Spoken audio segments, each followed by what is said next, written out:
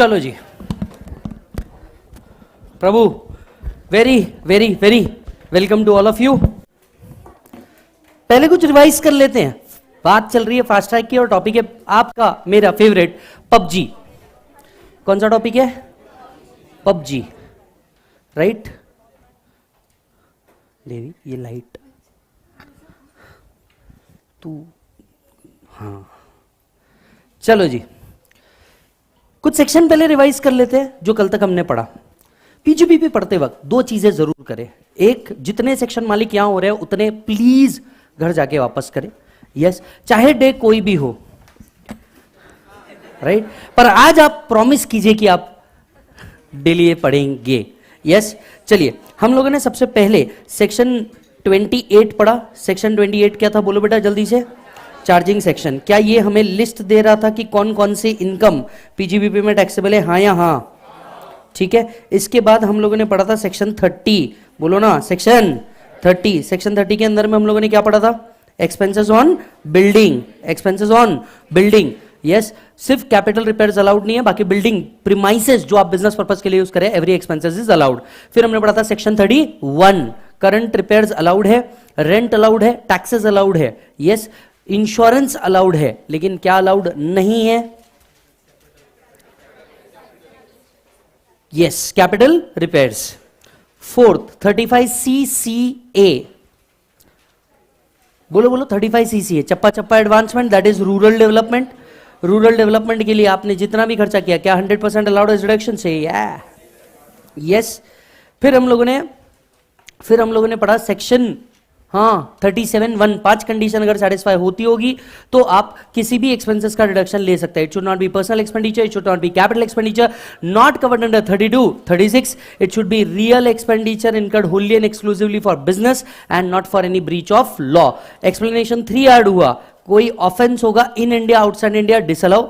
आपने कोई ऐसा value of any benefit perquisites और गिफ्ट प्रोवाइड किया जो सामने वाले के एक्सेप्ट करना पॉसिबल नहीं है, तो इसको भी एक्सपेंसेस का रिडक्शन मिलने वाला नहीं है। कंपाउंडिंग ऑफ ऑफेंस के लिए कोई अमाउंट दिया इन इंडिया आउटसाइड इंडिया, ये भी अलाउड नहीं है। सीएसआर एक्सपेंडिचर अलाउड नहीं है, पॉलिटिकल पार्टी को कंट्रीब्यूशन अलाउड नहीं है। क्या तुम्हें याद है?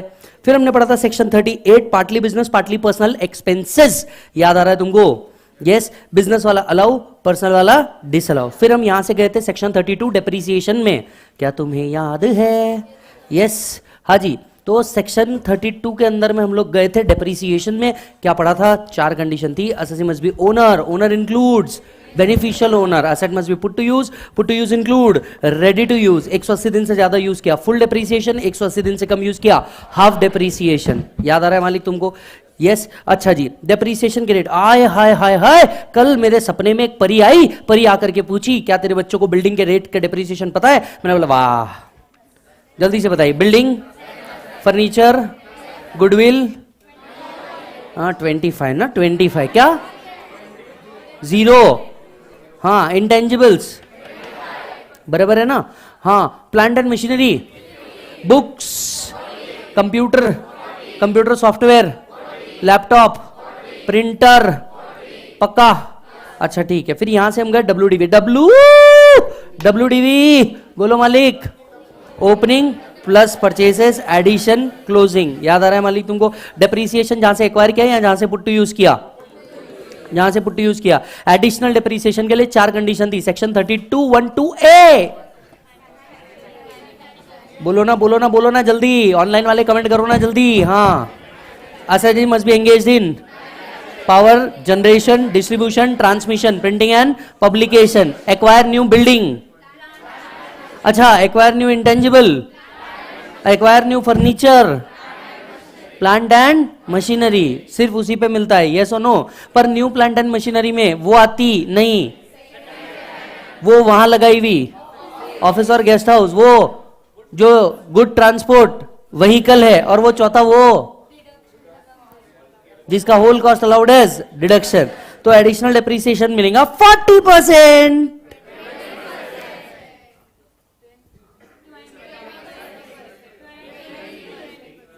180 दिन से कम यूज किया तो, and balance 10 available in the हाँ आ रहा है, मेरे को याद आ रहा है। सब्सिक्वेंट ईयर में क्या हम अनएब्जॉर्ब डेप्रिसिएशन कैरी फॉरवर्ड कर सकते हैं? यस, अनएब्जॉर्ब डेप्रिसिएशन किसी भी हेड से सेट ऑफ हो सकता है एक्सेप्ट सैलरी। अनएब्जॉर्ब डेप्रिसिएशन सिर्फ 8 साल के लिए कैरी फॉरवर्ड हो सकता है। हाँ, अनलिमिटेड पीरियड के लिए कैरी फॉरवर्ड हो सकता है। अच्छा, पहले depreciation, brought forward loss, unabsorbed depreciation. Sequence बताओ क्या रहेगा? पहले, फिर ब्रॉड फॉरवर्ड लॉस, फिर अनएब्जॉर्ब डेप्रिसिएशन। आहो, यहां तक के क्लियर है? पावर जनरेटिंग यूनिट के केस में साहब, पावर जनरेटिंग यूनिट के केस में जनरली डेप्रिसिएशन मेथड क्या रहता है? एसएलएम और डब्ल्यूडीवी, ये दोनों भी ऑप्शन रहते हैं। पावर जनरेटिंग यूनिट जिसने एसएलएम बेसिस पर डेप्रिसिएशन क्लेम किया था, ये असेट अगर कभी भी सेल होता है लॉस में, तो इसका एक नया नाम दिया गया था। क्या था उसका नया नाम? Terminal depreciation. Is it allowed और डिसअलाउड? अलाउड। यही अगर बेच दिया, प्रॉफिट आया, जितना अमाउंट डेप्रिसिएशन का क्लेम किया उतना अमाउंट क्या माना जाएगा? PGBP. Over and above that amount क्या माना जाएगा? Short term capital gain. क्या तुम्हें याद है? अरे ब्रो याद है क्या? हैशटैग। यहां तक के हम लोगों ने किया था ब्रो। चल, कल हम लोगों ने लास्ट चीज पढ़ी थी, depreciation in case of amalgamation. याद आ रहा है? Step number 1, calculate the depreciation as if no amalgamation has been taken place and divide the depreciation into number of days asset is used. आहो, क्लियर है? चलिए, इस पे प्रॉब्लम बाकी है, करेंगे। ठीक है, इस पे प्रॉब्लम बाकी है, हम जरूर करेंगे। अभी आते हैं आगे। अच्छा, एक वो अमेंडमेंट, एक अमेंडमेंट याद नहीं आ रहा था, हेल्प करेंगे हमारी? करिएगा तो चलिए जल्दी से बताइए। सर हुआ ये कि हमने वैल्यू बेनिफिट परक्विजिट किसी को प्रोवाइड किया बिजनेस में, क्या हमारे लिए बिजनेस एक्सपेंडिचर है? सामने वाले के हाथ में कौन से हेड में टैक्सेबल? पीजीबीपी। क्या हमें कोई रिस्पॉन्सिबिलिटी है? टीडीएस। कौन से सेक्शन में? 194R। अगर value of benefit perquisite exceed करता है 20,000 से, याद आ रहा है ना तुमको? TDS is at the rate of 10%। शानदार मेरा बच्चा, वेरी गुड। आजा ब्रो आजा। कल मैं आपको रात में इसकी टेस्ट की लिस्ट नहीं दे पाया, पर आज मैं कंफर्म दे दूंगा। कल हमारी, हाँ जी, ये नहीं चल रहा, ये इससे ओपन कर लेना, व्हाइट कलर का रिमोट है यहीं पे। देखो अभी आ रहा है? मैं नहीं दिख रहा हूं? ओ माय द गॉड, आ गया? हाँ चलो ठीक है। चलो बेटे, बेटे page number 8, page number 8, page number 8। चलो लवकर लवकर लवकर, quick. Depreciation in case of amalgamation, पहले डेप्रीसिएशन निकालिए। अब जैसे निकालते हैं फिर इसे नंबर ऑफ डेज यूज्ड में डिवाइड कर दीजिए। पुराने असेट 1 अप्रैल से काउंट कीजिए, जो asset in the year of amalgamation purchase किया है उसे डे ऑफ एक्विजिशन से कैलकुलेट कीजिए। आहो, यस। चलिए, इसके बाद हम चलते हैं एक्चुअल कॉस्ट के ऊपर। एक्चुअल कॉस्ट के ऊपर मेरे केस में सीधा नहीं हो पा रहा, आई डोंट नो पीडीएफ ऐसा क्यों है, बट कोई प्लीज एक जन मुझे बुक देगा, हम एक एक पॉइंट यहां से डिस्कस कर लेंगे। थैंक यू बेटा, तेरी जल्दी से शादी होगी सीए बनने के बाद ऑब्वियसली। ठीक है, तो चलिए मैं यहां से एक एक पॉइंट बता रहा हूं, इंपॉर्टेंट जो मार्क करूंगा। अच्छा, ये एक्चुअल कॉस्ट का रोल क्या है? पहली पॉइंट, एक्चुअल कॉस्ट पे कभी भी क्वेश्चन आया ये थ्योरी आएगा। एक्चुअल कॉस्ट का क्वेश्चन जो आएगा थ्योरी का, ये 2 मार्क्स से ऊपर का नहीं आएगा। उसमें भी सिर्फ स्पेसिफिक पॉइंट है जिसपे एक्चुअल कॉस्ट के क्वेश्चन आते हैं, वो अपन हाईलाइट कर लेंगे। एक्चुअल कॉस्ट में 13 एक्सप्लेनेशंस दिए हुए। कितने एक्सप्लेनेशन दिए हुए? 13। पर आपके काम के जितने हैं उतने ही हम रेलेवेंट रखेंगे। एक्चुअल कॉस्ट से फर्क क्या पड़ता है? ओपनिंग डब्ल्यूडीवी के बाद हम परचेसेस जो ऐड करते हैं वो एक्चुअल कॉस्ट ऐड करते हैं, तो एक्चुअल कॉस्ट कंप्यूट कैसे किया जाता है ये रेलेवेंट बन जाता है। ठीक है, सो इसमें पहला पॉइंट है परचेसेस, स्टार मार्क कीजिए, आएगा। ठीक है, परचेसेस, कोई भी एसेट जब परचेस की जाती है सबसे पहले परचेस प्राइस की जाती है, इसमें ऐड किए जाते हैं अदर एक्सपेंसेस।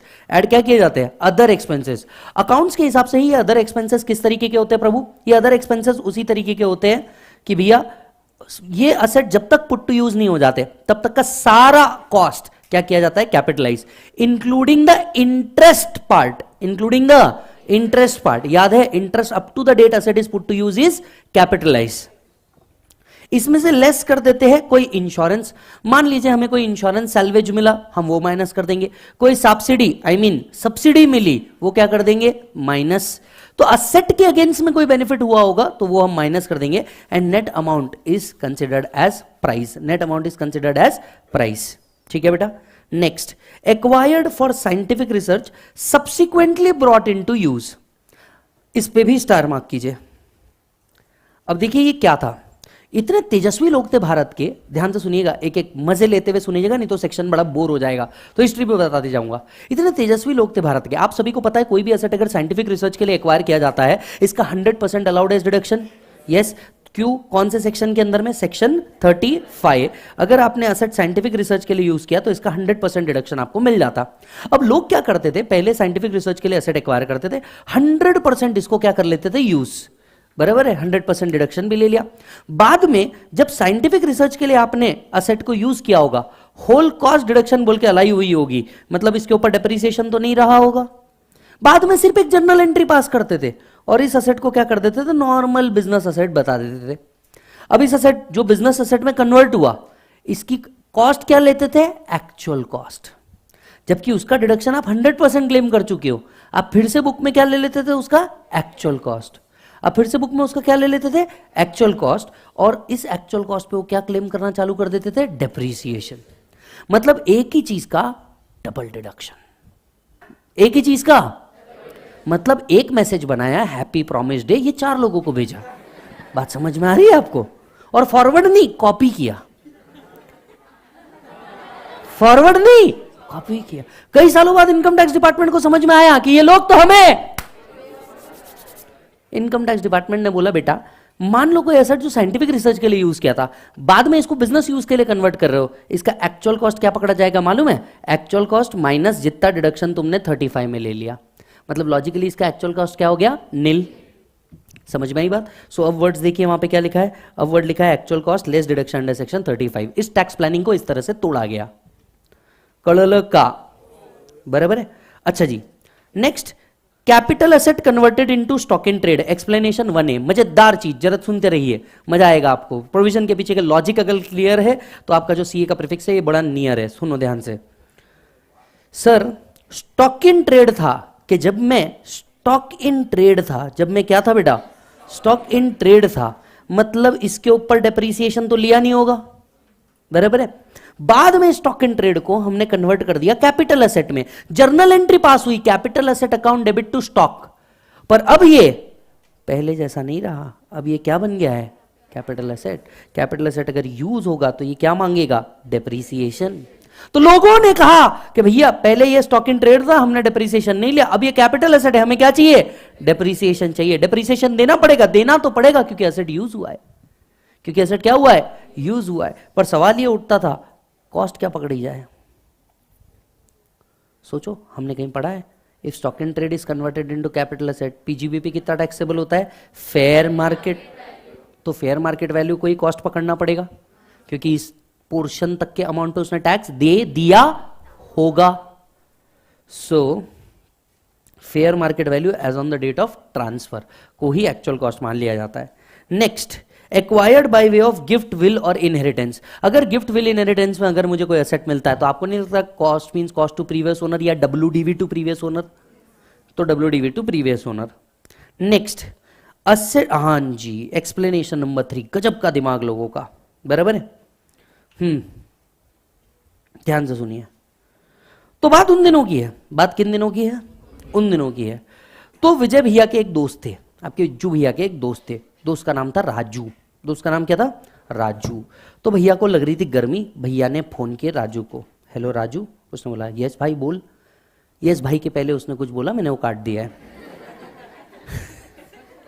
उसने बोला, बोले भाई बता क्यों फोन किया। बोला भाई 50 एसी चाहिए।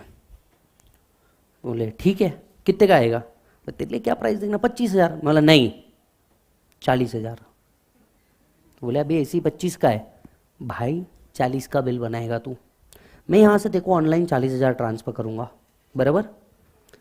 तू 25,000 तेरे निकाल ले, बराबर। 15,000 कैश अरेंज करके रख, आदमी भेजूंगा वो कलेक्ट कर लेगा। मेरे एक आदमी है दर्शन, आएगा कलेक्ट कर लेगा कैश, ठीक है। उसके हाथ में वाव का बैग दिखे, काफी फैला हुआ बिजनेस है। अंडरस्टैंड यहां पे विजय ने क्या किया, बराबर है? तो अंडरस्टैंड यहां पे विजय ने क्या किया, यहां पे विजय बन गया सुल्तान मिर्जा। सुल्तान मिर्जा समझा आपको, कभी देखिए वो मूवी? अरे वो मूवी थी ना उसकी, once upon a time in Mumbai. सस्ते पेरू को 400 रुपए में खरीदा, मतलब सस्ती चीज को महंगे में खरीदा, क्योंकि भाई को सस्ती चीजों का शौक नहीं। पर इससे फर्क क्या पड़ गया विजय को, जरिए बताइए। विजय के पास 40,000 का बिल आएगा, मतलब विजय की एक्चुअल कॉस्ट क्या दिखी किताबों में 40। विजय डेप्रिसिएशन कितने पे क्लेम करेगा, 40। मतलब व्हाइट टू ब्लैक भी हो गया, हायर डेप्रिसिएशन भी मिल गया, प्रॉफिट भी रिड्यूस हो गया, और विजय के लिए काम भी हो गया। तो इस तरीके से कई सालों तक लोगों ने इनकम टैक्स डिपार्टमेंट को ABCD पढ़ाया। इनकम टैक्स डिपार्टमेंट को कई सालों बाद समझ में आया कि ये तो सुल्तान मिर्जा बन गए, सस्ती चीज को महंगे में खरीद रहे हैं और ज्यादा डेप्रिसिएशन चार्ज कर रहे हैं। इनकम टैक्स डिपार्टमेंट ने बोला अगर एओ को कभी भी ऐसा शक हो गया कि सस्ती चीज को आपने महंगे में खरीदा है, तो हम क्या करेंगे, हम उसका एक्चुअल कॉस्ट निकालेंगे और उस बेसिस पे आपको क्या देंगे, depreciation. Asset acquired at a higher price from other person using the asset for his business or profession with a view to claim depreciation on enhanced cost or reduce the tax liability. Actual cost to be determined by AO. Actual cost फिर कौन निकालेगा, AO। हमने अभी तक सिर्फ 2 को ही star mark किया है, क्लियर है? नेक्स्ट, तो जब लोगों ने सस्ती चीज को महंगे खरीदने का रूट बंद कर दिया, तो लोग भागते भागते उन साधुओं के पास गए, उन महात्माओं के पास गए जिनने दिन नहीं देखा, रात नहीं देखा, खुद का सुख चैन सब गवा दिया, जिन्होंने फरवरी जैसे पावन मंथ में भी फास्ट ट्रैक बैच अटेंड किया, कोई सनसेट नहीं देखा। उनके पास कहा प्रभु पथ प्रदर्शित करो। क्या कहा, प्रभु पथ प्रदर्शित करो। तो अब नया टैक्स प्लानिंग बाहर आया। नया टैक्स प्लानिंग क्या था, जरा सुनना। नए टैक्स प्लानिंग में उन साधु महात्माओं ने कहा कि सुनो तुम विज्जू तुमने जैसे ही असेट्स को क्या कर दिया, एक्वायर कर दिया, इस असेट पे भरपूर डेप्रिसिएशन लो, पहले तुम मजे लो, बराबर है? फिर कभी ना कभी तो एक दिन आएगा जब इस असेट की वैल्यू निग्लिजिबल हो जाएगी या बहुत नॉमिनल हो जाएगी। अब इस टाइम तुम राजू को ट्रांसफर कर दो। राजू, किसको ट्रांसफर कर दो, राजू। अब राजू को ट्रांसफर कर दो, बराबर है? निग्लिजिबल अमाउंट है तो थोड़ा बहुत ही टैक्स तुमको आएगा। सपोज ये असेट 5 लाख में परचेज किया था, after taking every depreciation etcetera etcetera, ये असेट का वैल्यू आ गया 50,000। तुम 50,000 में राजू को ट्रांसफर कर दो और राजू को ट्रांसफर करके रीएक्वायर करो 5 लाख में। फिर राजू को 5 लाख का पेमेंट होगा। राजू 50,000 काट, 450 रेडी रख। अब तो हमारे पास बिल है, हमने एसेट परचेज किया है, दोनों डेट अलग अलग है। कौन सा इनकम टैक्स डिपार्टमेंट आके देख रहा कि ये जो एसी लगा है ये कहां से आया है? समझ में आ रही है बात? तो लोगों ने ये धंधे शुरू किए, खुद का असेट बेच के वापस से उसी को परचेज करना। समझ में आई बात? तेरा तुझको अर्पण क्या लागे मेरा। कुछ साल लगे लेकिन समझ में आ गया कि तुम्हारी चालाकी कभी तो बाहर आएगी, जो तुम नहीं है तो तुम्हारी याद आएगी।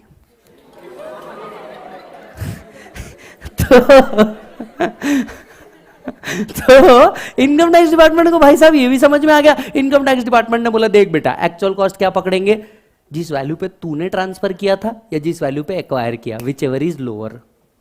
तो लोअर बाय डिफॉल्ट में क्या रहेगा, जिस पे विज्जू ने ट्रांसफर किया था। लॉ पढ़ लो, कमाल करते हो। Asset once belong to assessee Vijju which was used by him, भरपूर मजे लिए, and transferred and reacquired by him.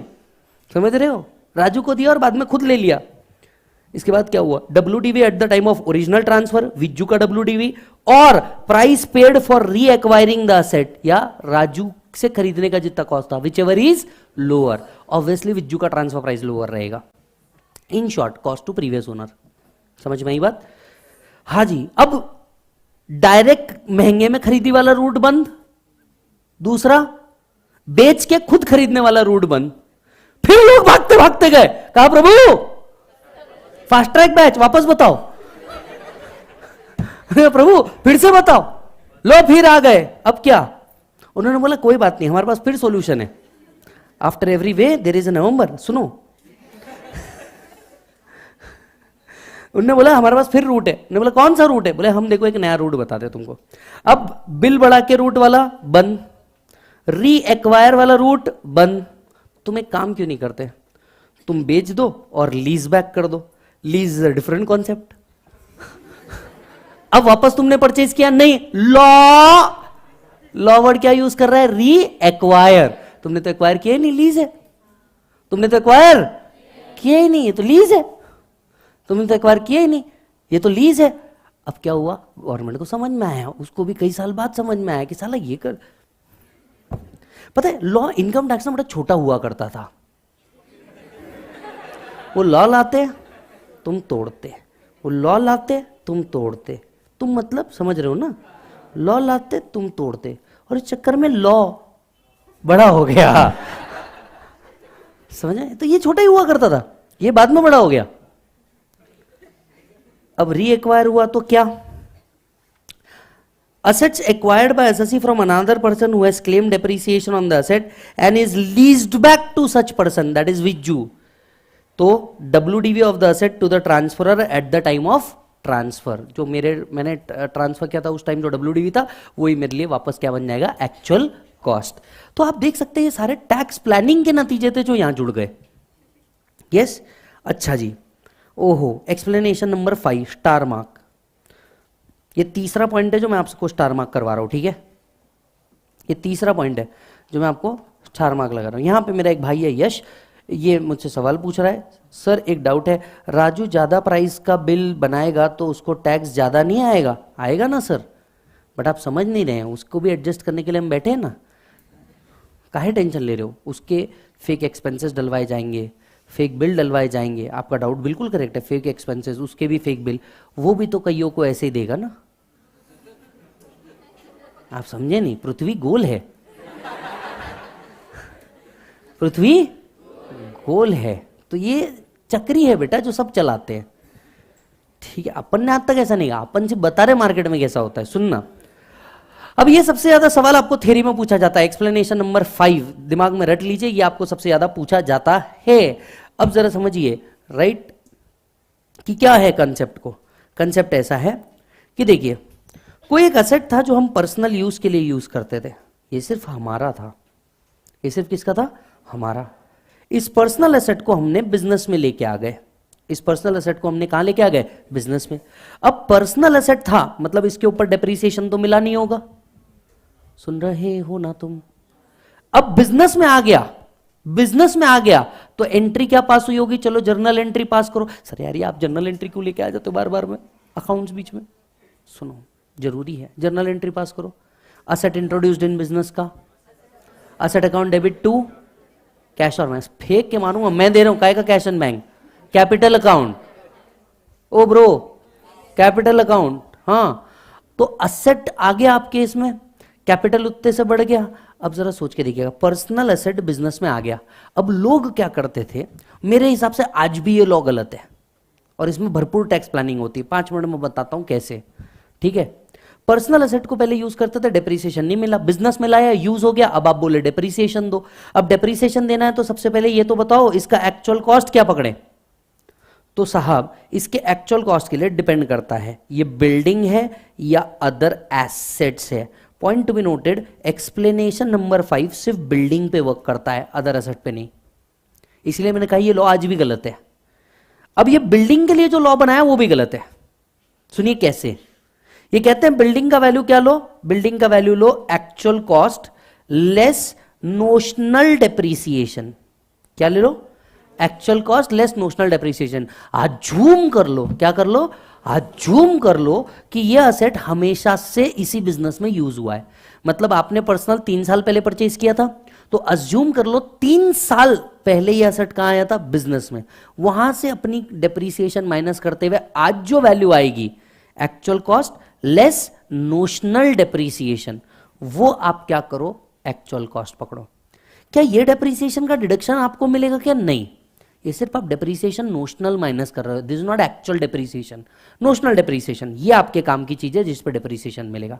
तो actual cost less notional depreciation. तो 3 साल पहले मैंने कोई बिल्डिंग परचेज करी, आज इस बिल्डिंग को मैंने क्या लेके आ गया? बिजनेस के अंदर में लेके आ गया। तो जब बिजनेस में वैल्यू रिकॉग्नाइज करते रहूंगा for the purpose of journal entry, मैं क्या रिकॉग्नाइज करते रहूंगा? Actual cost less notional depreciation. समझ में आ रही बात? Actual cost less notional depreciation. अब ये सिर्फ बिल्डिंग के लिए। अब आप बताइए लॉ सही है या गलत है? प्योरली गलत है। पूछो क्यों? 3 साल बाद बिल्डिंग की वैल्यू बढ़ेगी या कम हो जाएगी? बढ़ेगी, फिर भी आप उसको माइनस करने बोल रहे हो। एज अगेंस्ट दिस सपोज कर लीजिए विजय ने 2017 में अपनी जान पे खेल के होंडा सिटी खरीदी, 2023 ने विजय ने होंडा सिटी काय में कन्वर्ट कर दी? बिजनेस में कन्वर्ट कर दी, और बदले में ले ली एक रेंज रोवर। मैंने एग्जाम्पल बोला, ध्यान से सुनिए 1 मिनट। पर विजय अब इस पूरी गाड़ी का फायदा कैसे उठाएगा? पूछिए। विजय ने सपोज कर लीजिए 18 लाख में होंडा सिटी खरीदी थी, ये होंडा सिटी को बिजनेस में जब रिकवर करेगा तो इसकी वैल्यू 18 लाख ही रहेगी। एक्सप्लेनेशन 5 से बिल्डिंग के लिए है।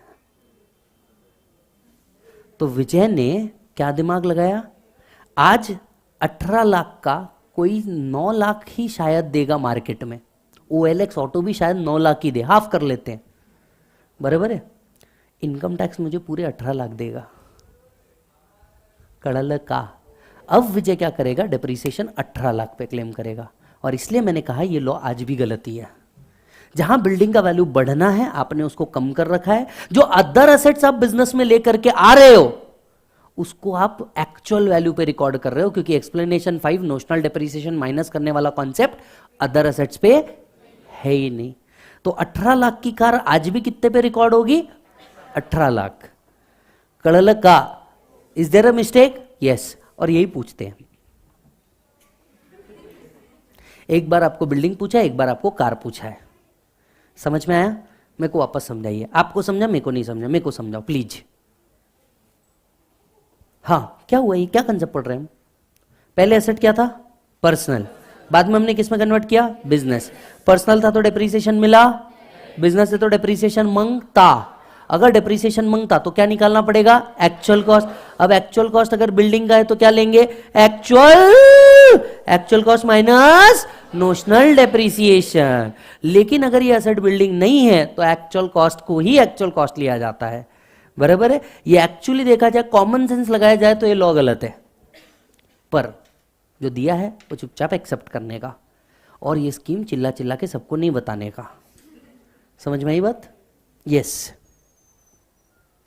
तो चलो आ जाओ, वर्ड देखो क्या लिखा है। द कॉस्ट ऑफ परचेज और construction of building as reduced by notional depreciation, as reduced by notional depreciation। समझ में आ रही है बात?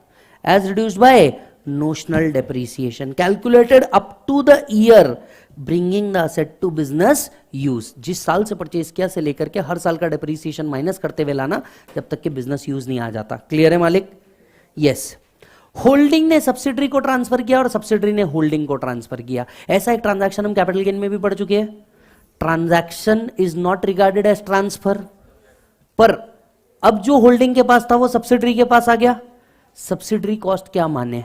होता ये था, इसमें भी होती थी टैक्स प्लानिंग। होल्डिंग पहले एसेट के भरपूर मजे ले लेता था और उसके बाद सब्सिडरी को ट्रांसफर कर देता था। सब्सिडरी वापस से एक्चुअल वैल्यू से डिप्रिसिएशन लेना चालू करता था। कई सालों बाद इनकम टैक्स को डिपार्टमेंट को समझ में आया कि ये दोनों एक दूसरे का हाथ पकड़ के इनकम टैक्स की ही वैल्यू कम कर रहे हैं।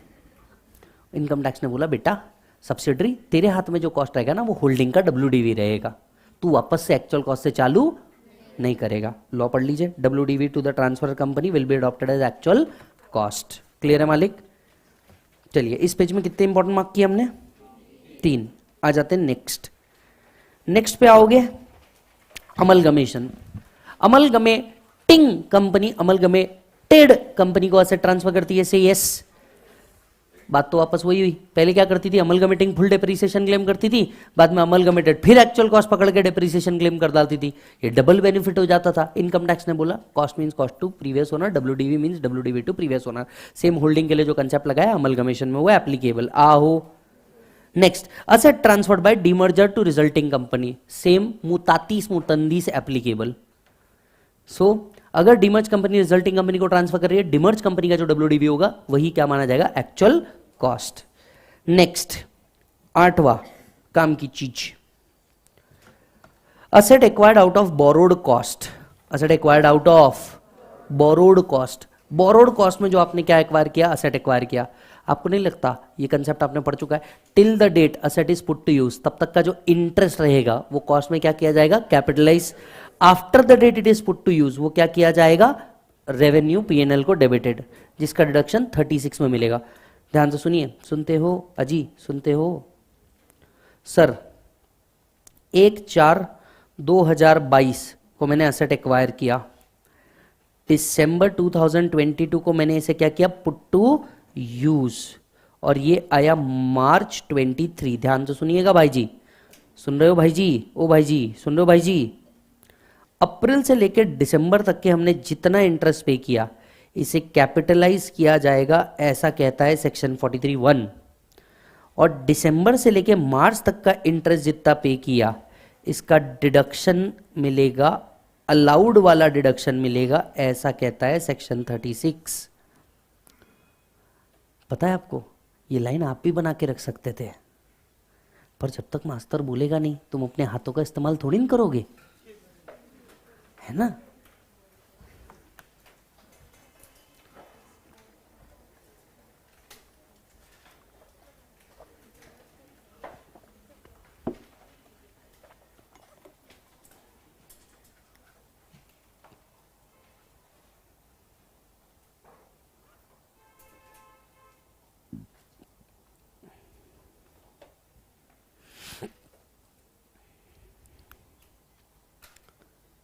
Interest on borrowed capital.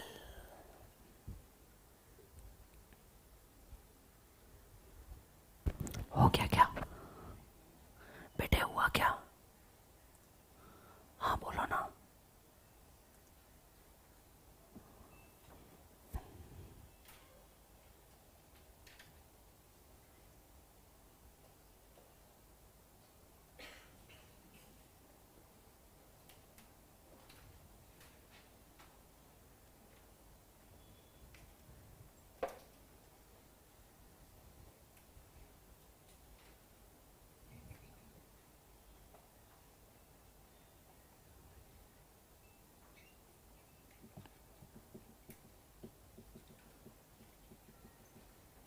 Done है जी भाई जी, okay. so much of the interest on loan borrowed after the asset is put to use shall never form part of actual cost. तो put to use के बाद का interest cost का part नहीं है, मतलब उसके पहले का तो है. उसके नीचे again important, now this is related to GST, is related to GST. मान लीजिए हमने कोई एसेट एक्वायर किया, ये एसेट एक्वायर था 10,000 रुपए का, इस पे जीएसटी 18% के हिसाब से आया, 1800, टोटल प्राइस बन गई 11,800.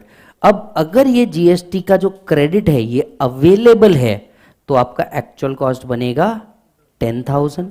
अगर इसका क्रेडिट अवेलेबल नहीं है तो एक्चुअल कॉस्ट बनेगा 11,800. मेक सेंस, समझ में आई बात. तो अगर उसका CENVAT credit, input credit is also called as CENVAT credit earlier, yes और नो. तो अगर इसका सेनवैट क्रेडिट अवेलेबल है तो आप सेनवैट क्रेडिट हटा के जो प्राइस आएगा उस पे एक्चुअल कॉस्ट लेंगे. अगर CENVAT credit that is input credit that is GST credit available नहीं है तो आप इसका प्राइस इन टोटल लेंगे, ग्रॉस अमाउंट पे लेंगे, प्लस जीएसटी लेंगे. क्या लेंगे बेटा आप, plus GST. A portion of the cost is acquired met directly indirectly by government. सीधे शब्दों में कहो ना महाराज, सब्सिडी. अगर सब्सिडी मिली है, असेट के अगेंस्ट में मिली है, तो आपको नहीं लगता आपका एक्चुअल प्राइस क्या होगा, लेस सब्सिडी. यस, 10,000 का असेट था, 2,000 रुपए गवर्नमेंट ने दे दिए तो एक्चुअल प्राइस क्या हुआ, 8,000. जैसे मराठी पिक्चर जो बनती है, महाराष्ट्र गवर्नमेंट उनको 80% सब्सिडी देते हैं.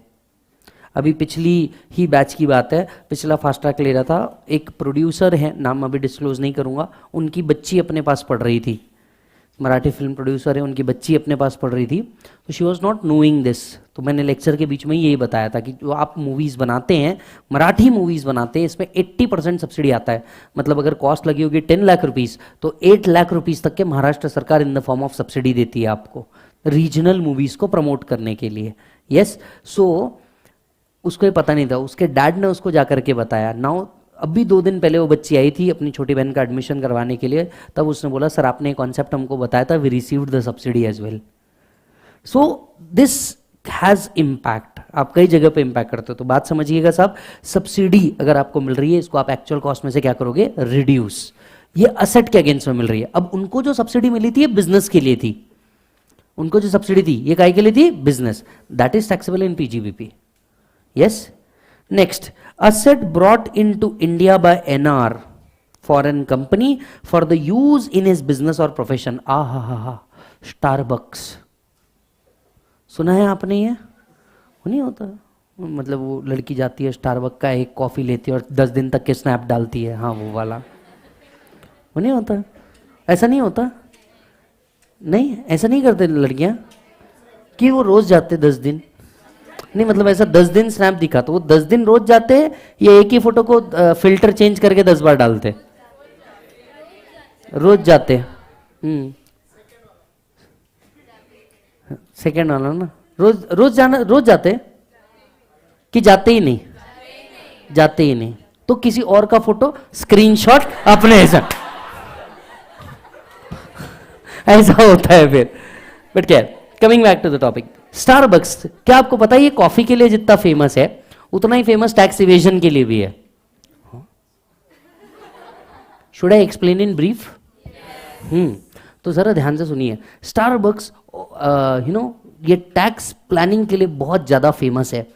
फेमस इसलिए है क्योंकि स्टारबक्स ने, कभी गूगल पे सर्च कीजिएगा स्टारबक्स टैक्स प्लानिंग, अलग अलग कंट्रीज में अलग अलग तरीके की प्लानिंग। पहली बात तो क्या करते थे, पहला टैक्स प्लानिंग का एक तरीका जो बहुत सुपर्ब था, क्या करते थे, साउथ अफ्रीका से कॉफी उठाई, अब है तो इनके nation wide stores, world wide, rather nation wide, across all nation world wide stores है। तो ये लोग क्या करते थे पता है, ये उस कॉफी का कॉस्ट उस कंट्री में ज्यादा बुक कर देते थे जहां पे टैक्स रेट हायर है। बात समझिएगा, बराबर है? तो उस कंट्री में उसका कॉस्ट ज्यादा बुक कर देते थे जहां पे टैक्स रेट हायर है, और उस कंट्री में कम बुक करते थे जहां टैक्स रेट लोअर है। इससे फायदा क्या होता था, हाई टैक्स पेमेंट कंट्री में परचेज कॉस्ट अगर हाई हो गई तो प्रॉफिट डाउन। तो ये एक तरीका था जिससे वो काम किया करते थे। दूसरा, सपोज इन्होंने एसेट एक्वायर किया, राइट, अजरबैजान में, कंट्री का नाम है अजरबैजान, कंट्री रशिया के नीचे, रशिया के नीचे, ठीक है, अजरबैजान काफी फेमस है। सो अजरबैजान में इन्होंने कोई एसेट एक्वायर किया, पहले तो ये वहां के लॉ के हिसाब से डिप्रिसिएशन चार्ज कर देते थे, कुछ सालों बाद ये एसेट दूसरी कंट्री में शिफ्ट कर देते थे। अब जब ये दूसरी कंट्री में शिफ्ट करते थे तो एक्चुअल कॉस्ट क्या लेते थे, पूरा एक्चुअल कॉस्ट। अब सोचो, एक ही एसेट जिसपे ऑलरेडी दूसरी कंट्री में डिप्रिसिएशन मिल गया, ये क्या करते थे, दूसरे कंट्री में लेके जाते थे, वहां पे उसको वापस एक्चुअल कॉस्ट पे रिकॉग्नाइज करते थे, फिर डिप्रिसिएशन लेना चालू कर देते थे। समझ रहे हो तुम? यही तो है। फिर ये दो गजब की टैक्स प्लानिंग के साथ उन्होंने बहुत सारा टैक्स सेव किया। मैं तो कहता हूं जबरदस्त चीज प्लानिंग के साथ सेव किया, क्योंकि लॉज में कई जगह पे ये एंट्री थी ही नहीं। फिर इनकम टैक्स डिपार्टमेंट को भी समझ में आ गया ये लोग तो हमें अब देखो क्या लिख दिया उन्होंने, पढ़ो, अब समझ आएगा तुमको लॉ। रीजन पता रहे तो लॉ समझना बड़ा आसान है। अब पढ़ो लॉ क्या हुआ, अब समझ में आया टैक्स प्लानिंग कैसे रोकी, क्या बना दिया law, actual cost as reduced by the amount of depreciation calculated in force as if the asset was used in India since the date of acquisition. In short, actual cost minus notional depreciation. इस तरीके से इस tax planning को खत्म किया गया। समझ में आई बात? हाँ, नेक्स्ट एक्सप्लेनेशन 12 अब काम का नहीं, क्योंकि स्टॉक एक्सचेंज ऑलरेडी बन चुका है। एक्सप्लेनेशन 13, एक्चुअल कॉस्ट 35 AD में अगर कोई एसेट यूज किया है, अब 35 एडी स्पेसिफाइड बिजनेस, आप सभी को पता है 35 एडी स्पेसिफाइड बिजनेस, कोई एसेट अगर आपने एक्वायर किया है, कोई एसेट आपने क्या किया बेटा, एक्वायर किया है, तो इस एसेट का एक्चुअल कॉस्ट, अब 35 एडी में तो 100% डिडक्शन मिल जाता है, एक्चुअल कॉस्ट क्या पकड़ा जाएगा, नील, एक्चुअल कॉस्ट क्या पकड़ा जाएगा, नील। क्लियर है मालिक? और with effect from previous year 2021 goodwill is not eligible for depreciation। Clear है भाई जी? भाई जी डन भाई जी।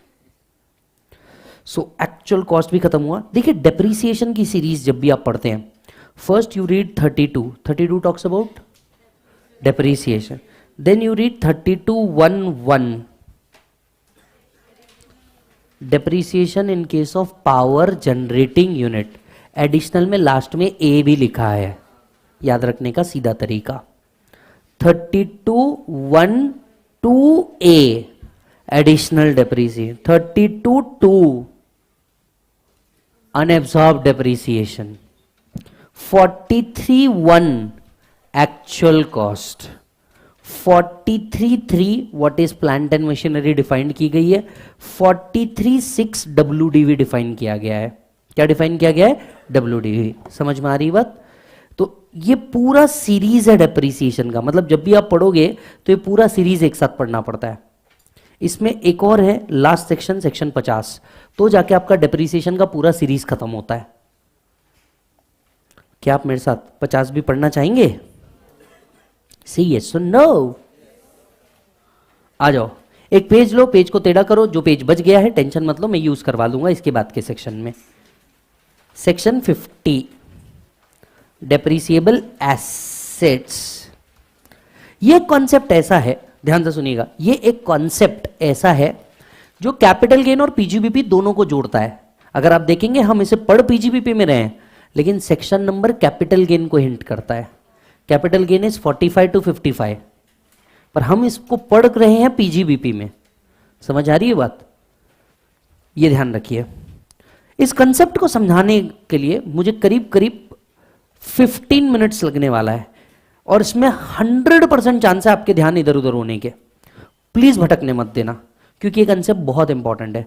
और इस कंसेप्ट पे एक ही प्रॉब्लम है फाइनल के मॉड्यूल में भी, इंटर के भी मॉड्यूल में भी। जब आप मेरे साथ फाइनल में रहेंगे, सेम प्रॉब्लम आपको वो पढ़ाऊंगा जो अभी इंटर में पढ़ा रहा हूं। खुद मॉड्यूल में भी एक ही प्रॉब्लम दिया है, सुपर प्रॉब्लम है। प्रॉब्लम का नाम है सिंघानिया एंड कंपनी। कहां मिलेगा? पीजीबीपी में नहीं, कैपिटल गेन में। और आपको अगर याद हो तो मैंने मेरे फर्स्ट ट्रैक में आपको दिखाया है, बेटा पीजीबीपी खत्म होने के बाद ये सिंघानिया एंड कंपनी सॉल्व करना। समझ में आया? वो इस कॉन्सेप्ट पे बेस्ड है, तो वो आपने ऑलरेडी इंपॉर्टेंट मार्क कर रखा है। उस क्वेश्चन को हम जाके देखेंगे भी। क्लियर है मालिक? चलो, डेप्रीसिएबल एसेट, इस कंसेप्ट को, are you with me? Online वालों लाइक कर दो, मेरे को समझ में आएगा you are with me. Channel को तुमने अब तक सब्सक्राइब नहीं किया यार, कम ऑन, कैसी बातें कर रहे हो? मुझे मार्केटिंग टीम मेरी कितना डांटती है पता है। मतलब बीवी की सुनो, बच्चे की सुनो, ठीक है, ऑफिस वालों की सुनो, क्या चाहते क्या हो तुम? कितनों की सुनो मैं? ये सुनो, फिर इस घर के बाद कहीं और भी, मतलब दो आई मीन टू से दोस्तों के पास जाना पड़ता है, उनकी सुनो। सुनो जी, डेप्रीसिएबल एसेट, इस कंसेप्ट को समझाने के लिए मैं आपको कुछ अजम्पशन दे रहा हूं ताकि हम इजीली समझ पाए। अजम्पशन सुनिए साहब, एजम्पशन। एजम्पशन नंबर 1, हमारे ब्लॉक में 5 एसेट्स हैं। कितने एसेट्स हैं? 5। सो हमारे पास 5 एसेट है एक ब्लॉक में। दूसरी चीज, हमारा ब्लॉक का जो वैल्यू है ना मेरा बच्चा, ये वैल्यू है 5 लाख रुपीस। ये ब्लॉक का जो हमारा वैल्यू है, ये वैल्यू कितना है बेटा? 5 लाख रुपीस। ये अजम्पशन क्लियर है? अब एक एक पॉइंट को ध्यान से सुनना। डेप्रीसिएबल एसेट जब बिकता है, जब भी डेप्रीसिएबल एसेट बिकता है, इसका नटूरे ऑफ गेन, इसका नटूरे ऑफ गेन हमेशा क्या रहेगा? Short term. तो यहां पे आएगा शॉर्ट टर्म कैपिटल गेन, या तो आएगा यहां पे शॉर्ट टर्म कैपिटल लॉस। इस बात का डिस्कशन हम कैपिटल गेन में कर चुके हैं। अगर आपने वो वीडियो नहीं देखा तो प्लीज प्लेलिस्ट में जाके वो वीडियो को देखिएगा। So short term capital gain या शॉर्ट टर्म कैपिटल लॉस, ये दो ही चीज राइज हो सकती है। शॉर्ट टर्म क्यों? क्योंकि इंडेक्सेशन का बेनिफिट नहीं मिलता। इंडेक्सेशन का बेनिफिट मिलता नहीं। इस बात को जानने के लिए जहां हमने सेकंड प्रोविजो टू सेक्शन 48 लिखा है, उसके नीचे इंडेक्सेशन का बेनिफिट अवेलेबल नहीं है, वहां पे हमने स्लम सेल के नीचे डेप्रीसिएबल एसेट लिखा है, वहां जाके जरूर देखिएगा। ठीक है, डेप्रीसिएबल एसेट। अब 2 सिचुएशन पॉसिबल है, are you with me? 2 situation possible है। पॉसिबल नंबर 1, पॉसिबिलिटी नंबर 1 कि आप क्या करो, पूरा का पूरा असेट एक साथ बेच दो, that is you sold off all 5 asset. This is the first situation. You sold off all 5 asset. Situation number 2, you sold off only part of the asset. That means you sold 1, 2, 3, 4. At least there is one asset in the block. Yes, at least there is one in the block. So can I say there are only 2 possibility, whole block sold or part of the block sold? There are only 2 possibility, whole block sold, part of the block sold. Yes or no?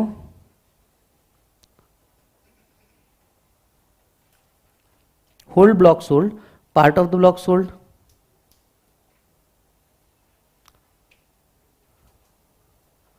चलो जी, whole block sold, part of the block sold. अब whole block sold का मतलब क्या है? I sold all the 5 assets available in the block. Now what are the 3 possibility? Point number 1, I would have sold it for a value more than 5 lakh. I would have sold equal to the value of 5 lakh. I would have sold all these 5 assets for less than 5 lakh. These are the 3 possibilities. Come on, hello. These are the 3 possibility. Come on, understand. मेरे block में कितने asset थे? मैं पूरे 5 asset बेच रहा हूं. अब बेचने के टाइम पे वैल्यू क्या हो सकता है? 3 situations. I have sold at a value more than 5 lakh, equal to 5 lakh, less than 5 lakh. These are the only 3 probability. Yes, so let us understand whole probability. Whole block sold में 3 probability. Sale value more than WDV, equal to WDV, less than WDV. 3 possibility. Yes, for example 7 lakh rupees में cell किया, 5 lakh rupees में cell किया, 4 lakh rupees में cell किया, all assets. Suppose कर लीजिए the WDV was 5 lakh, you sold it all 5 asset, you sold it at 7 lakh. क्या हुआ तुमको? गेन हुआ या लॉस हुआ? गेन हुआ, लॉस हुआ? गेन हुआ, लॉस हुआ? बाकी के लोग क्यों मुंह बंद कर बैठे हैं? गेन हुआ, लॉस हुआ? अगर ये गेन हुआ, अगर ये गेन हुआ, इस गेन को मैं शॉर्ट टर्म कैपिटल गेन कह सकता हूं. अगर इक्वल टू ही द वैल्यू मिला है, मतलब कोई बेनिफिट नहीं हुआ मेरे को. अगर लेस हुआ है तो इस लॉस को मैं शॉर्ट टर्म कैपिटल लॉस कहूंगा. सो can I say any gain और loss on the whole block sold is either short term capital gain or short term capital loss. Do you agree? Hello.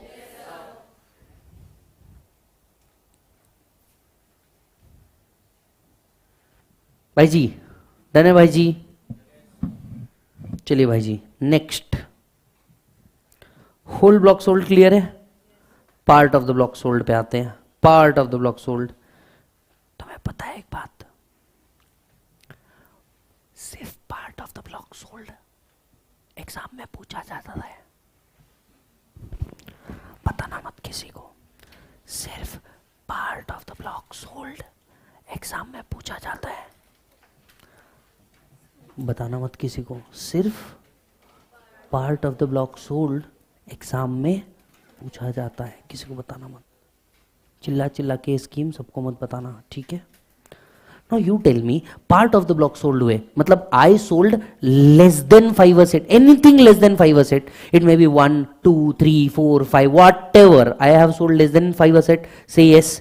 So again यहां पे 3 situation possible है या नहीं है? तो मेरे को बताओ. Sale value exceed WDV, sale value is equal to WDV, sale value is less than WDV. These are the 3 situation again possible.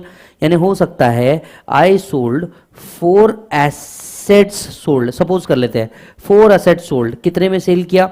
हो सकता है 8 लाख में सेल किया, हो सकता है 5 लाख में सेल किया, हो सकता है 4 लाख में सेल किया. पॉसिबिलिटी है. डन. चलो जी. Cell value. अब जरा ध्यान से सुनिएगा, एक एक पॉइंट पे डिस्कशन करते हैं. सोचिए कितने एसेट थे ब्लॉक में? Please reply. कितने एसेट थे ब्लॉक में? 5 एसेट्स थे. कितने एसेट थे ब्लॉक में? 5. मैंने 4 एसेट ही 8 लाख में बेच दिए.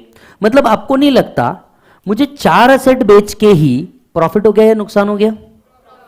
तो इस गेन को मैं शॉर्ट टर्म कैपिटल गेन कह दूंगा पहले तो, because I received over and about WDV, बराबर है। पर अगर आप ध्यान दे, I still have one asset in the block, can I claim depreciation? क्यों? अरे मैडम, पर असेट तो है ना,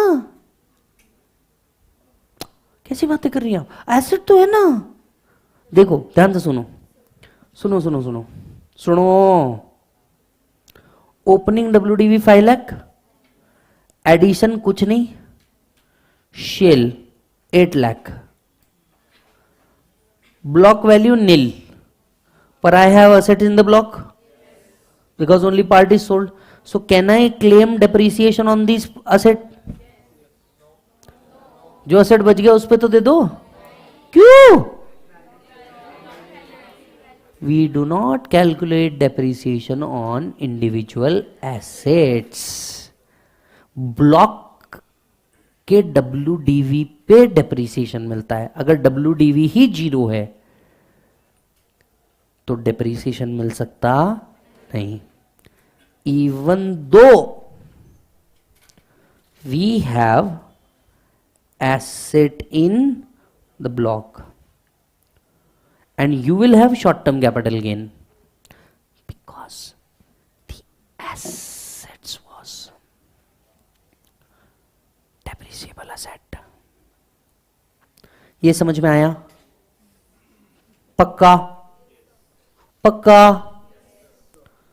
दूसरा केस बताइए, whether there will be gain or loss? No, but asset तो है, कैन आई क्लेम डेप्रीसिएशन? चलो फिर से देख लेते हैं। 5 lakh opening WDV, addition dash sale 5 lakh, WDV क्या गया? नील, पर still I have assets, depreciation मिलेगा? Again no depreciation. सर क्यों? अरे WDV सी, डेप्रीसिएशन क्लेम करने के लिए दोनों चीजें जरूरी है, असेट भी होना चाहिए और ब्लॉक में वैल्यू भी होना चाहिए। समझ में आई बात? हाँ, पर ये एक असेट जब भी सेल होगा, भले ही 1 रुपए में सेल हो, will there be capital gain? Hello, जो एक असेट बचा है वो फ्यूचर में जब भी जाएगा, हाँ उस टाइम कैपिटल गेन आ जाएगा। आज की तारीख में तो आपके पास कोई कैपिटल गेन नहीं, कोई कैपिटल लॉस नहीं, but at the same time depreciation भी मिलेगा नहीं। समझ में आई बात? 4 लाख, 4 असेट 4 लाख में बिक गए।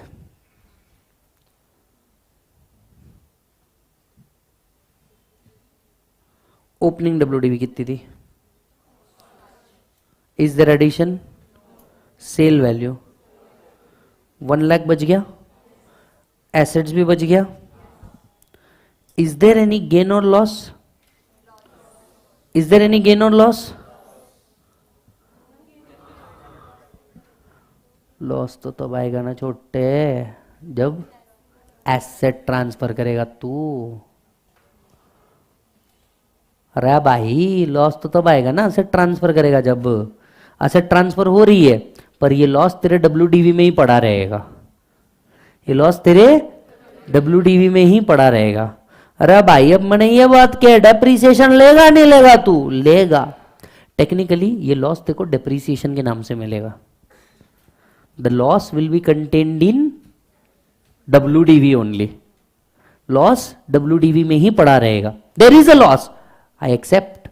There is a loss as of now, but ये loss WDV में ही पड़ा रहेगा और ये depreciation के नाम से आपको मिलता रहेगा। क्यों? क्योंकि assets में value भी है, सॉरी ब्लॉक में value भी है, ब्लॉक में assets भी है, तो तेरे को depreciation बोलना बेटा मिलेगा। हाँ, पर गेन या लॉस इसी के नीचे लिखिए, the loss will be contained in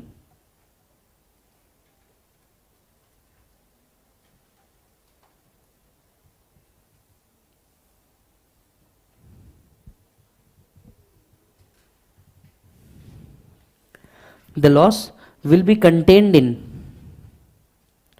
WDV. The loss will be contained in WDV loss will be contained in WDV and it will be available through depreciation.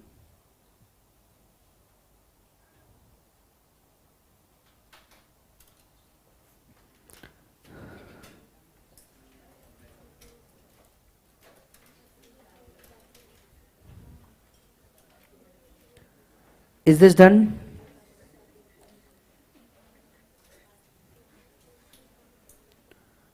Is this done, bro?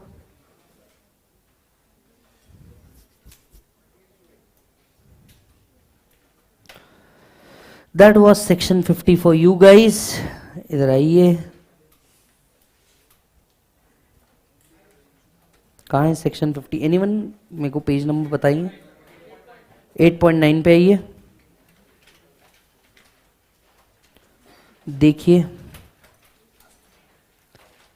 there is no other asset in the block. The block shell will become nil and section 50 not attracted, hence it's a dead loss. ये कब होता है? Depreciable asset is not eligible for indexation, hence the gain is always short term capital gain.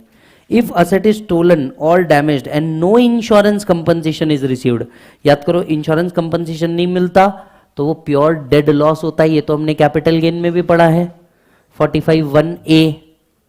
अगर आपको insurance compensation received हुआ है and there are other assets in the block, no separate tax treatment is required. Loss shall be contained in WDV and depreciation will be allowed over the number of periods. Clear है प्रभु? अच्छा जी. यहां आपका depreciation का जो series है ये क्या होता है बेटा? ओवर. ये पूरा आपका डेप्रिसिएशन का सीरीज है. आज मैं आपको होमवर्क दे रहा हूं. सिंघानिया कंपनी का जो प्रॉब्लम है आपके मॉड्यूल में, ये आपको करना है, राइट? ये आपको कंप्लीट करना है. उस क्वेश्चन को ईमानदारी से देख के, और बहुत ही प्यारा क्वेश्चन है. मैं एक पास्ट एग्जामिनेशन क्वेश्चन ओपन करता हूं आप सभी के लिए.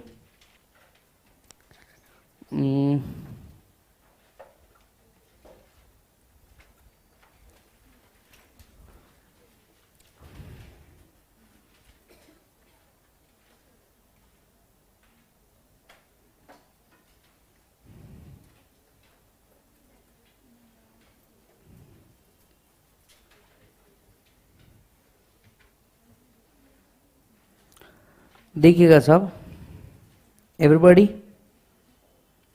Please check. ये एक क्वेश्चन है,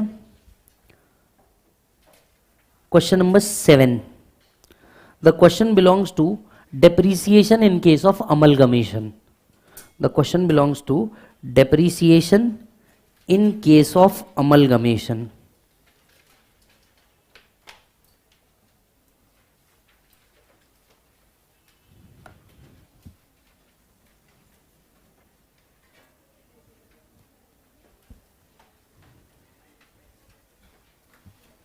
start.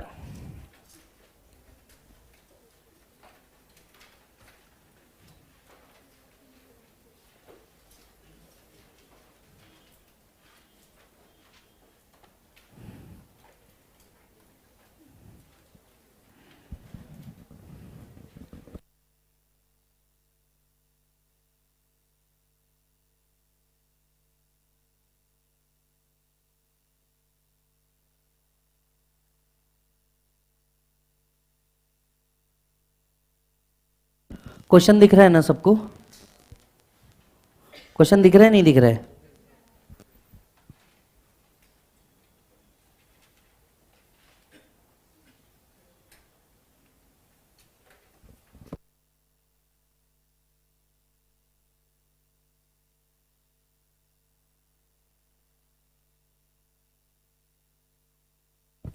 Q and Q are sole proprietor concern converted into a company on 1/9/2022. तो भैया बिजनेस रिस्ट्रक्चरिंग का क्वेश्चन है. 1 सितंबर 2022 को कन्वर्ट हो रहे हैं.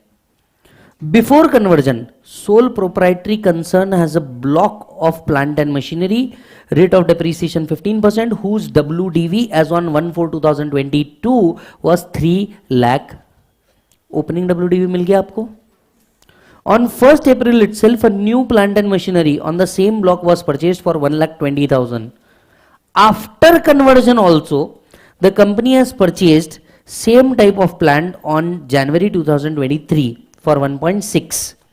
Compute depreciation that would be allocated between sole proprietor and successor. कर सकते हैं आप? I think relatively easy भी है. चलिए, स्टेप नंबर 1 था calculate the depreciation. Opening WDV दिया है, न्यू परचेसेस दिए हैं. Step number 1 calculate the total depreciation. मैं पहले आपको टाइम दे रहा हूं, निकालिए फटाक से.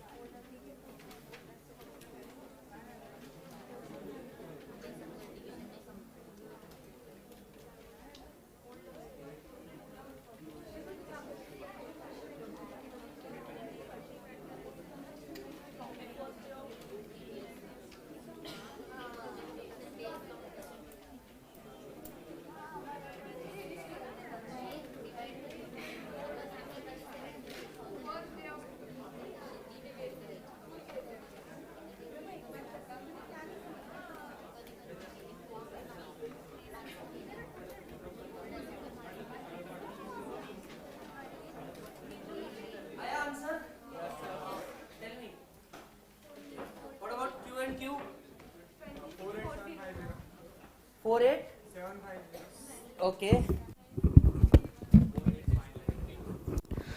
सो we have multiple answers over here yes चलिए लेट मी सॉल्व दिस भाई जी सबसे पहले what is the opening WDV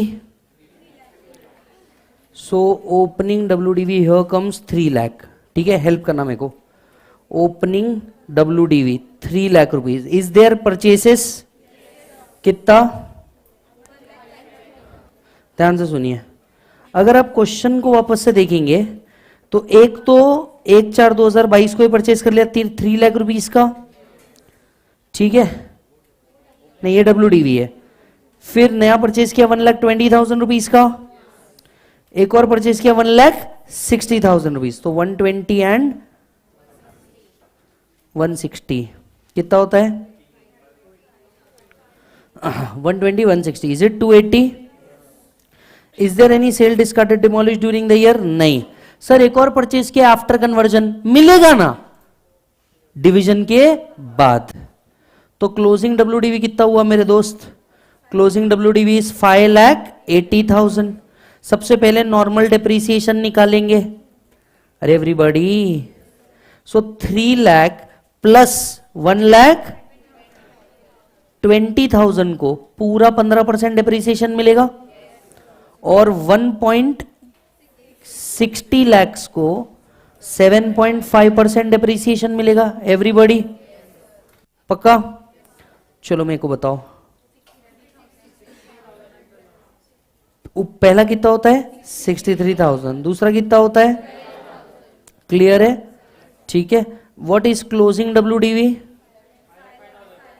5,05,000 चलो अब ये तो हो गया आपका depreciation step number 1 completed step number 2 number of days अब नंबर ऑफ डेज में हम डिवाइड करेंगे सबसे पहले क्या क्यू एंड क्यू लिमिटेड ऐसे दो पार्ट में डिवाइड कर लेते हैं क्यू एंड क्यू दो तरीके के असेट्स पे बात कर रहा था एक था ओल्ड असेट्स एक था न्यू असेट्स ठीक है जो ओल्ड असेट परचेज किया वो तो 1/4/2022 से लेकर के कितने तारीख को हुआ था ये बिजनेस रीऑर्गेनाइजेशन 1 सितंबर यानी क्या मैं कह सकता हूं कि 31 अगस्त 2022 तक रहा और जो न्यू असेट था वो कितने तारीख को परचेज किया था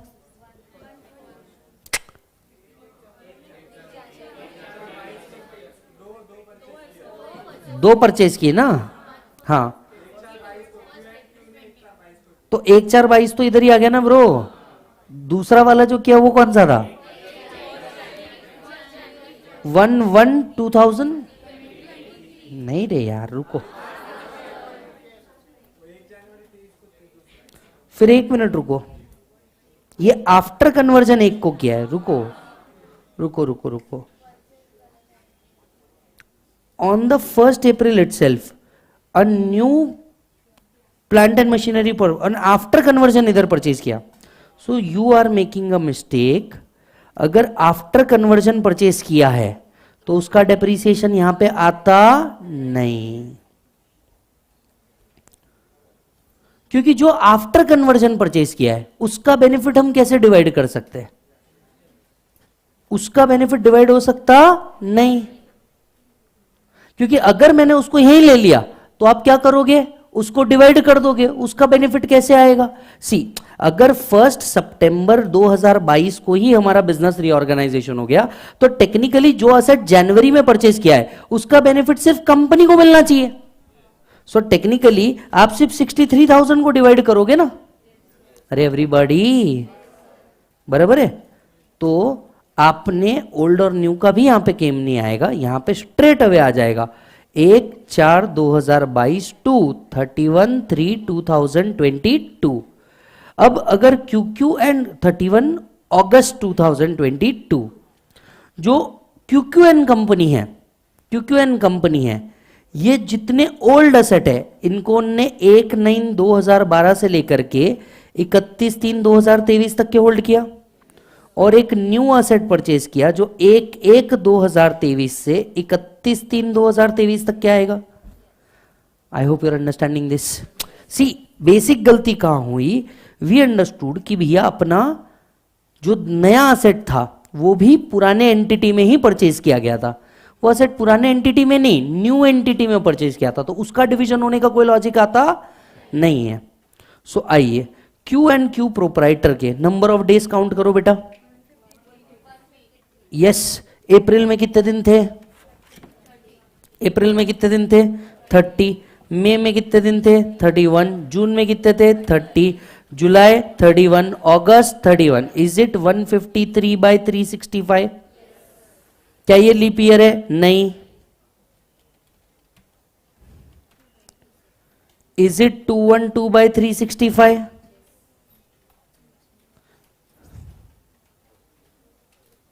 यस और नो?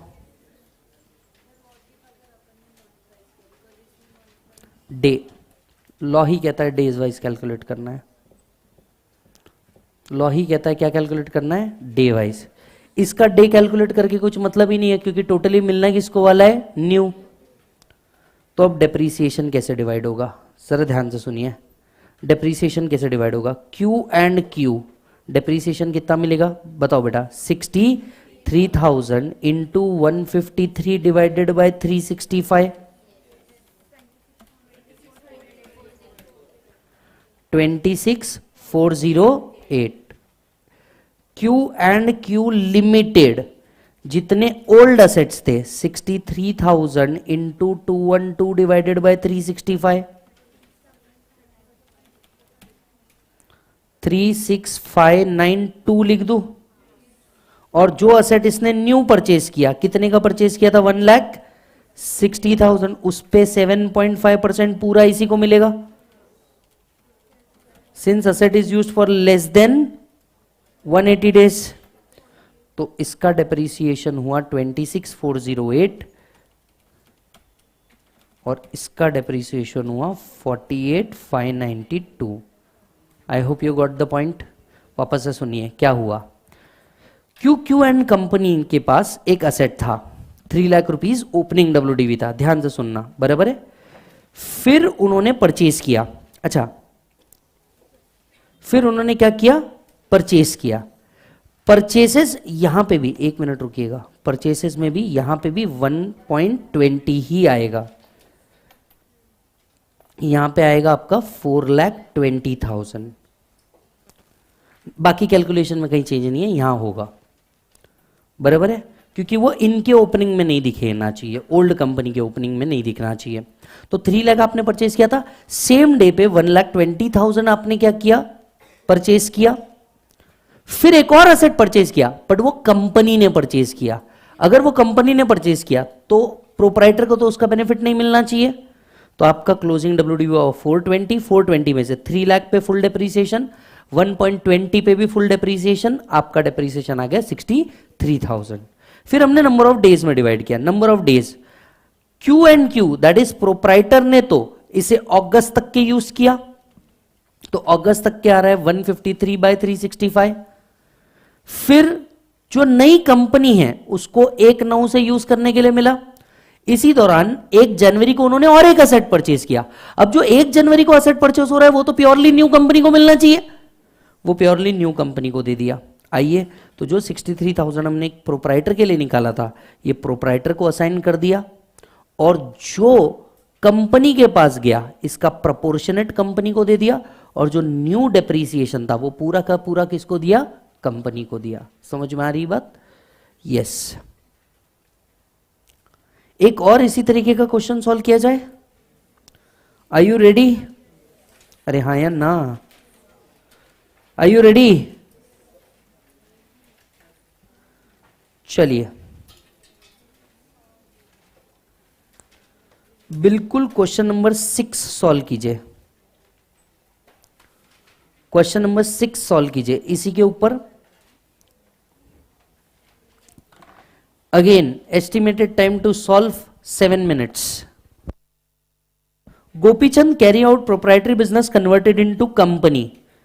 फर्निश कर रहे हैं 2 चीजें, plant and machinery and building, मतलब 2 असेट इन्वॉल्व है, दोनों का रेट ऑफ डेप्रिसिएशन डिफरेंट है. एवरीबॉडी पक्का?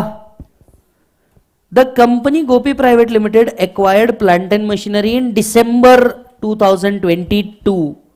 It has been doing business since 17. मतलब कन्वर्जन कब हुआ? कन्वर्जन कब हुआ? एक साथ. अब मुझे एक बात बताइए, जो गोपी प्राइवेट लिमिटेड ने परचेज किया है, क्या उसे हम WDV का पार्ट बनाएंगे जब हम डेप्रीसिएशन कैलकुलेट करेंगे? नहीं. निकालो.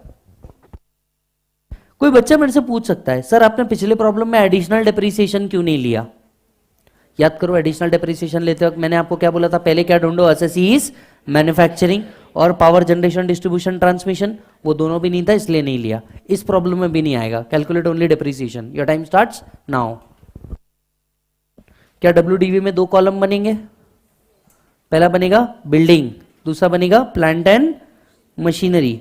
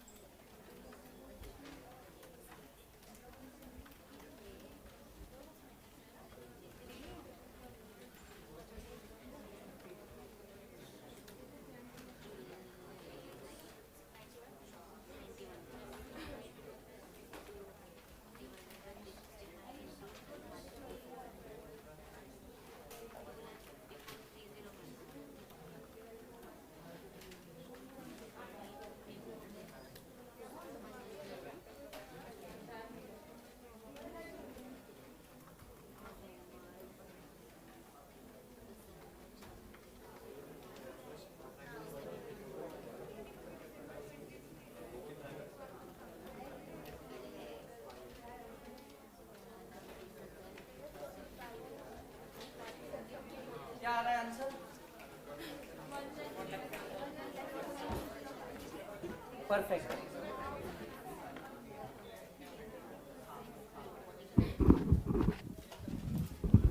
कुछ रफली around 1,07,205। Yes, still let's check. Plant and machinery पे जो डेप्रीसिएशन आ रहा है that comes to 1,80,000, right. And building पे जो डेप्रीसिएशन आ रहा है ये 2,50,000। एवरीबॉडी, अरे ब्रो बोलना ब्रो।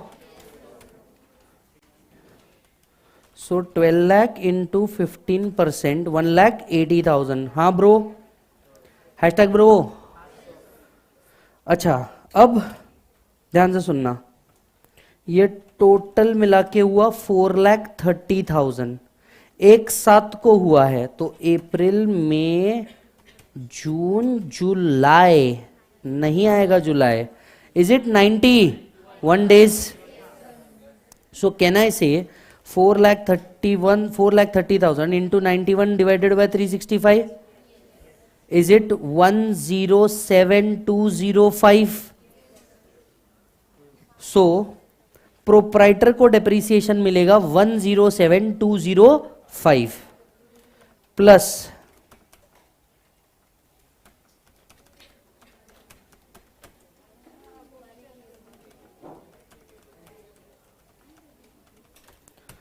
अदर पार्टी को मिल रहा है 397795। Do you agree? ओल्ड और न्यू असेट मिला करके, do you agree? Do you need कि मैं आपको बताऊं कैसे आया?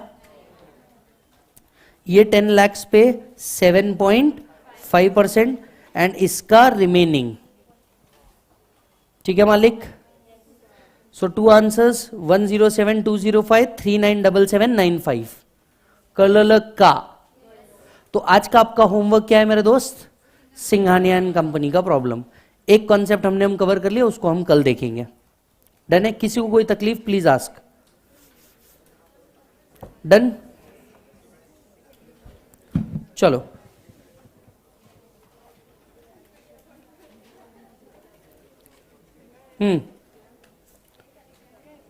चलो जी भाई साहब,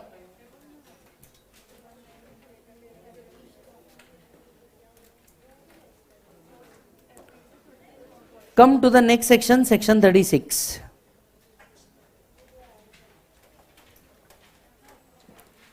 Come to the next section.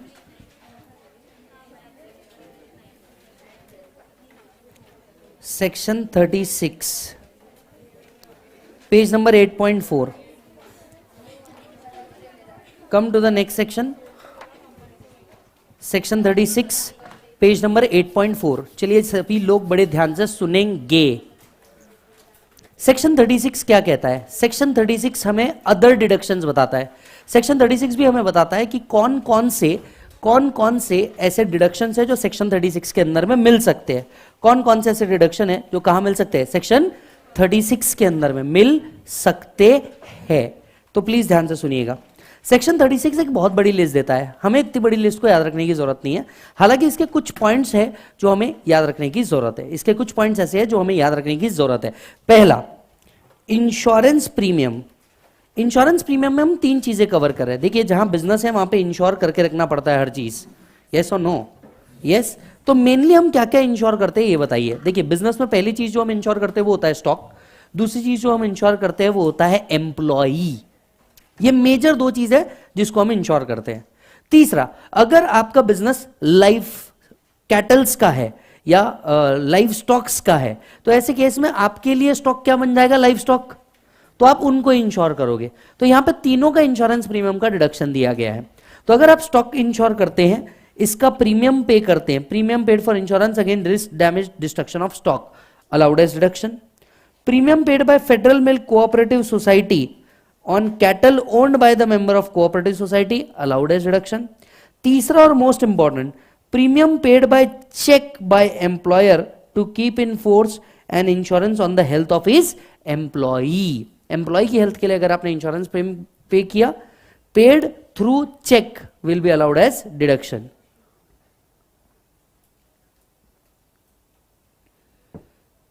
मतलब एक प्रश्न आला है इचारू का,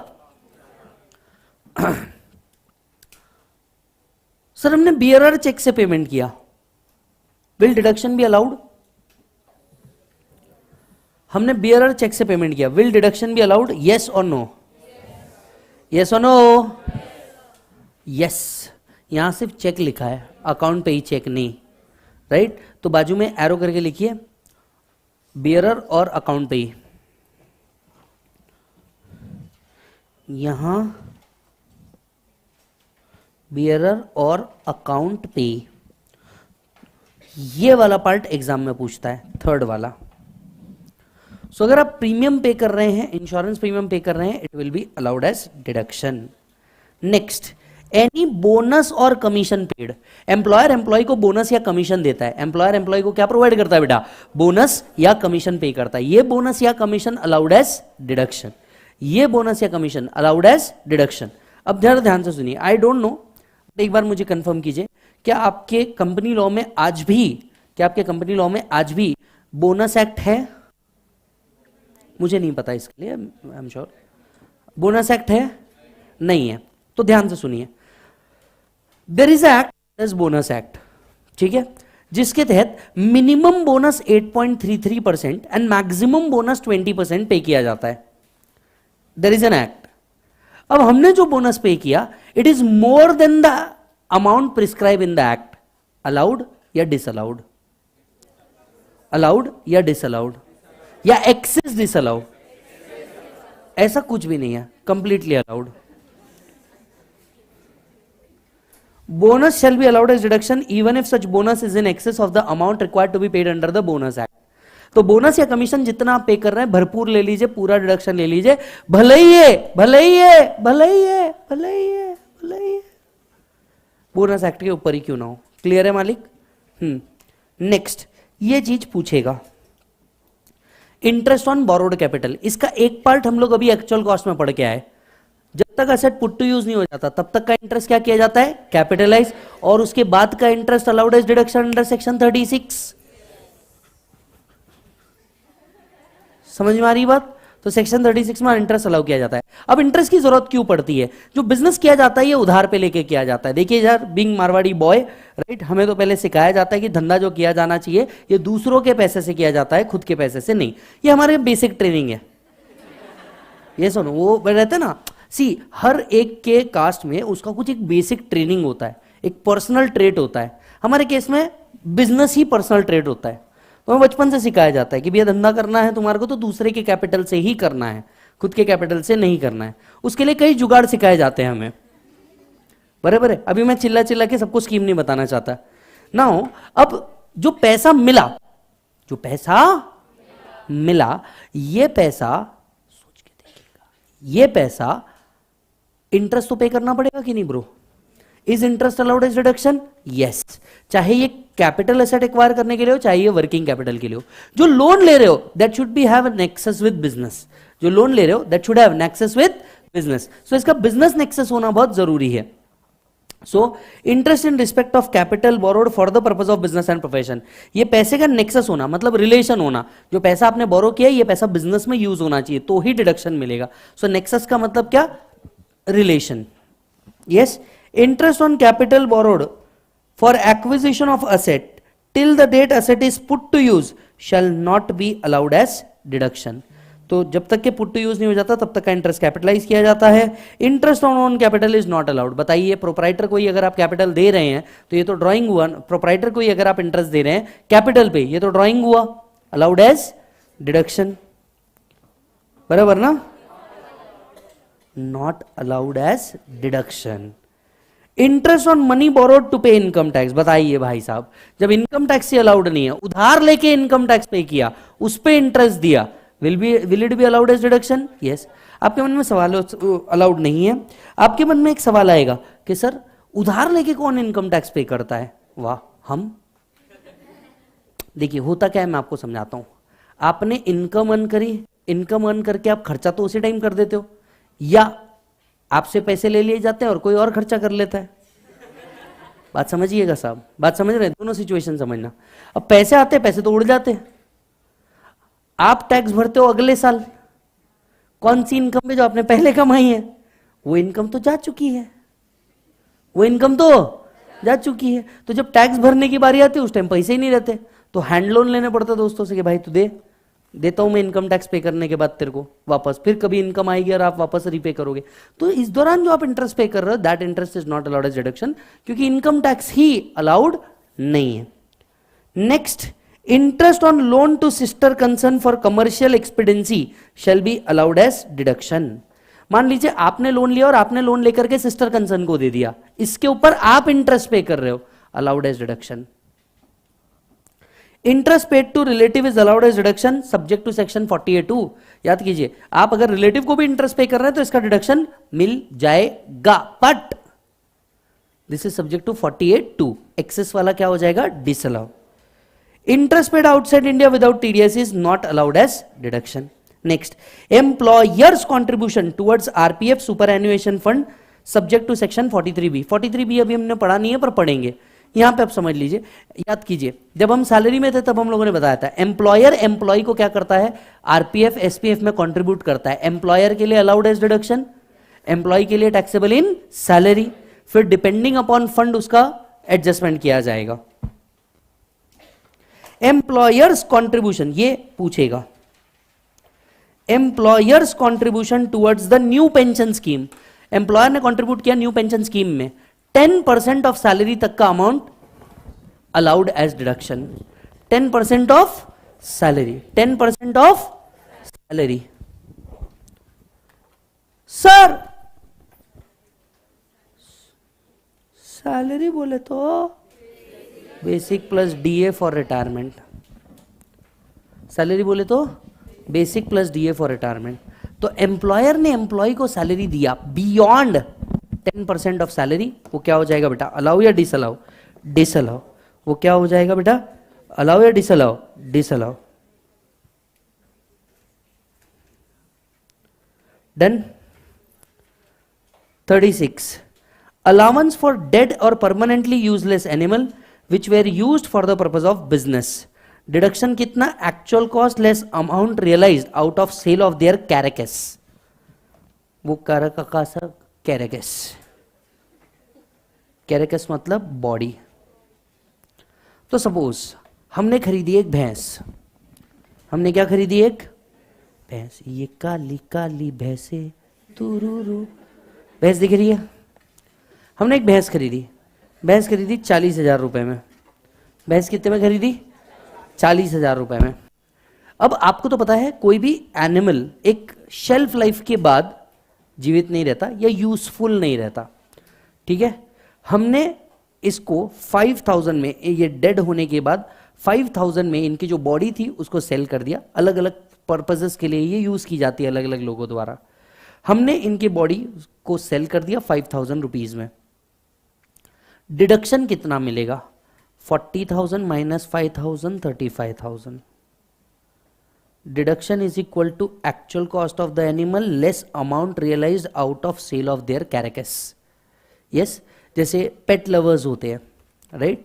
अगर इनका कोई बच्चा कहूंगा मैं इन्हें, राइट, हाँ, क्योंकि वो उतना लव करते हैं उन्हें, राइट। मैंने देखा है, मुझे मेरे घर पे नहीं है बट मैंने मेरे भाई के पास देखा हुआ है, तो वो उसको बिल्कुल अपने भाई के जैसे ट्रीट करता।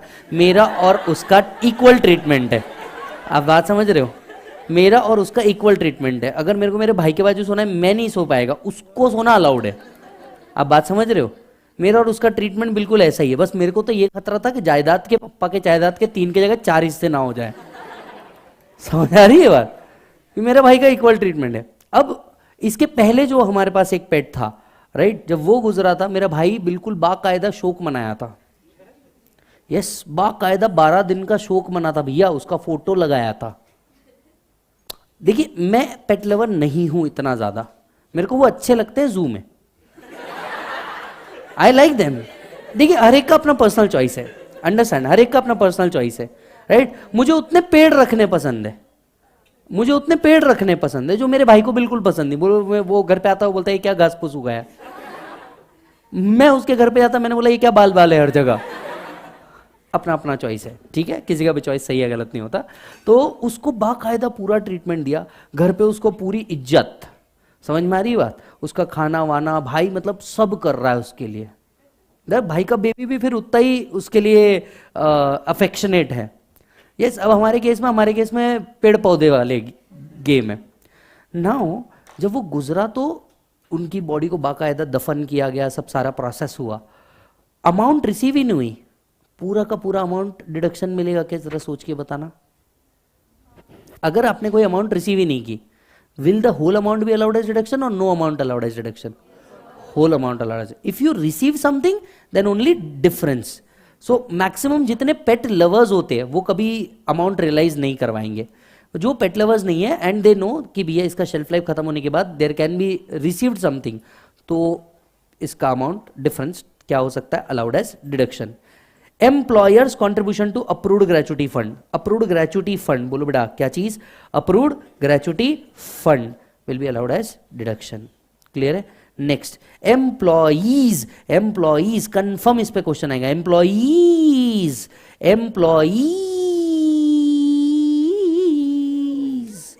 Employees contribution to RPF and superannuation fund.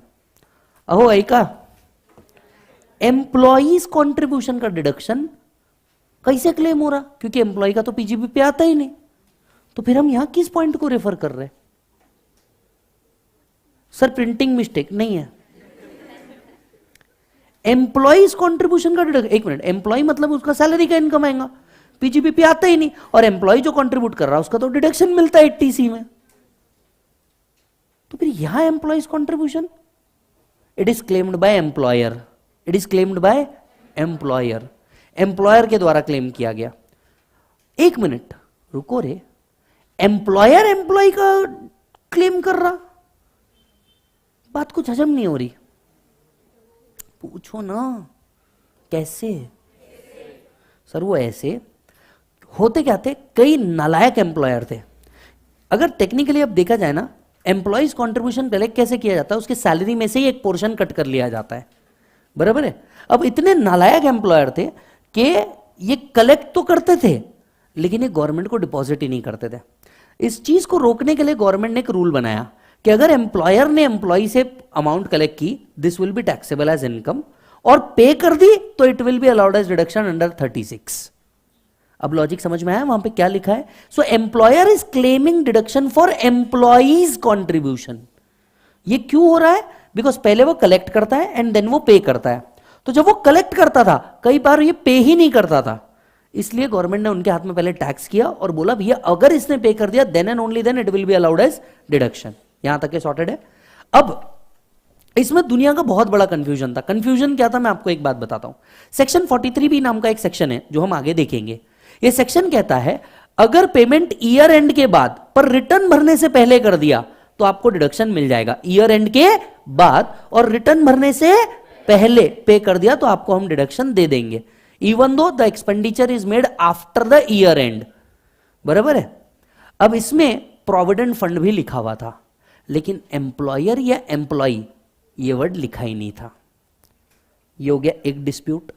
दूसरा डिस्प्यूट, सेक्शन 36 जब से बना है, सेक्शन 36 जब से बना है तब से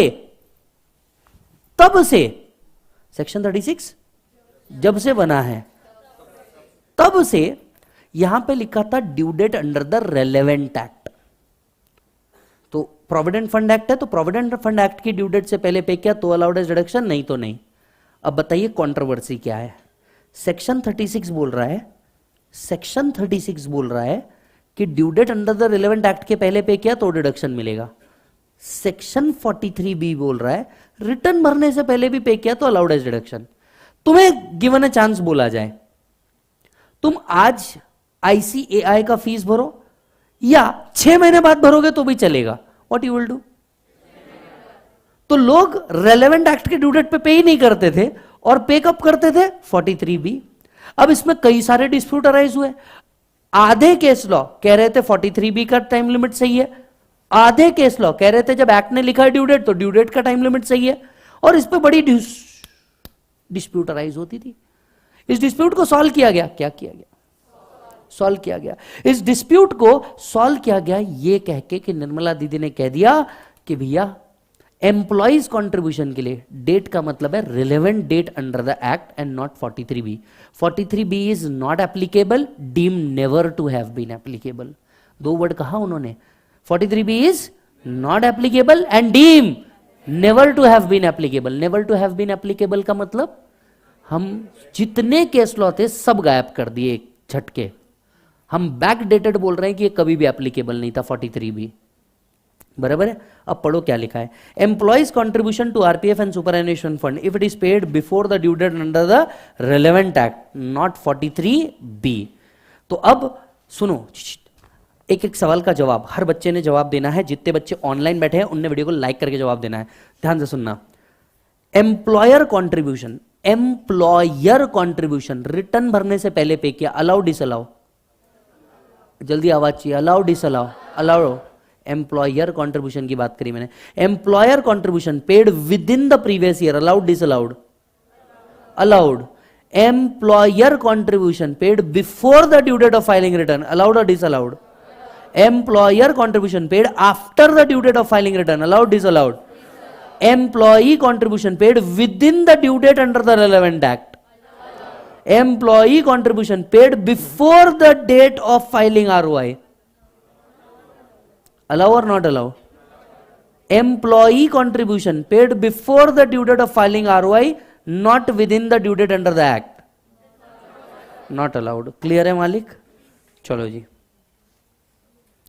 बेड डेप्स पूछेगा, बेड डेप्स पूछेगा. देखिए बेड डेप्स आपके दो तरीके के हो सकते हैं. ध्यान से सुनिए. बेड डेप्स आपके दो तरीके के हो सकते हैं. बेड डेप्स आपके दो तरीके के हो सकते हैं. पहला कह दो ना, पहला जो आपके सेल्स से कनेक्टेड है. मान लीजिए किसी बच्चे ने एडमिशन लिया, फीस ही पे नहीं किया, सेल्स से कनेक्टेड बेड डेप्स. दूसरा आपने अपने बेस्ट फ्रेंड को पैसे दिए और उसने कभी वापस नहीं किया. समझ में आ रहा है? और जैसे मैंने करीब 45 डेज पहले आरजे को 6,000 रुपए दिए थे. उसने बोला कल सुबह वापस देता हूं. इस रात की सुबह ही नहीं हो रही है आज तक के. अब आप मुझे बताइए मेरे लिए वो कंफर्म मान लिया जाए बेड डेप से? क्योंकि दोस्त से कभी पैसे वापस आते हैं नहीं, और दोस्त से पैसे वापस आ गए मतलब वो दोस्त नहीं है. समझ आ रही बात? तो पैसे कभी वापस आने वाले नहीं है, ये याद रखिएगा. आपने कभी दिए अपने दोस्त को पैसे? कभी आए वापस? वापस आए? वापस भी आ गए? लड़कियां हाँ बोल रही, लड़के तो बेचारे कुछ बोल ही नहीं रहे. दुख दर्द समझ रहे हो? बराबर. अच्छा लड़कियां आपने कभी देखा है? लड़कियां सिर्फ लड़कियों को उधार देती, लड़कों को नहीं देती. नहीं ना, मैंने तो आज तक नहीं देखा कोई.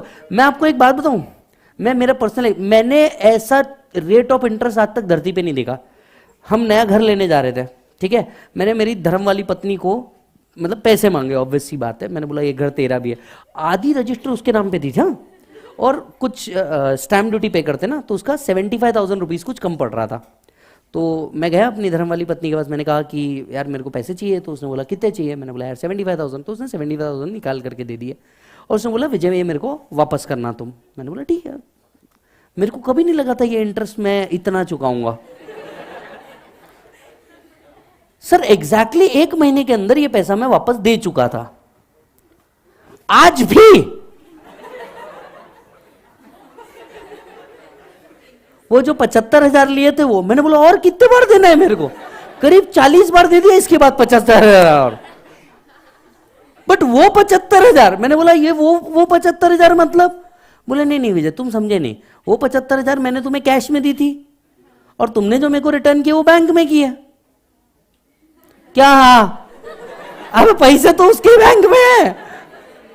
मतलब वो क्या था? मैंने पूछा वो क्या था? वो बोले वो इंटरेस्ट है. मैं बोला इतना इतना? आपने ना 2 चीजें ऑब्जर्व करना, ठीक है. बच्चियां या लड़कियां कभी भी, पहली बात लोन नहीं देती लड़कों को, और दूसरी बात लड़कों पे कभी खर्चे नहीं करती. ऐसा करते हैं कभी? नहीं? आप करते हैं? वो किसके ऊपर करते? नहीं, वो किसके ऊपर करते? प्लीज हमें मिलाना. पुरुष जनहित में हम उससे क्लास लेना चाहेंगे, भाई से फास्ट ट्रैक क्लास लेंगे हम. मतलब अखिल भारतीय पुरुष जनहित में जारी सूचना, एक लड़की एक लड़के को खर्चा करे, समझ रहे हो तुम? ऐसा होता है, लेकिन खर्चा करते हैं। ये लड़के अलग किस्मत लेके आए हैं भाई, समझ आ रही है? ये लड़के अलग किस्मत लेकर के आए हैं। चलिए जो सबर, आइए मुझे कंसेप्ट पे बात करनी है, ठीक। अच्छा, ये जो बातें मैं कहता हूं, पहली बात प्लीज इसके मेम्स या छोटे छोटे वीडियो मत बनाइए। कल का ही एक बन के आज वायरल चल रहा है।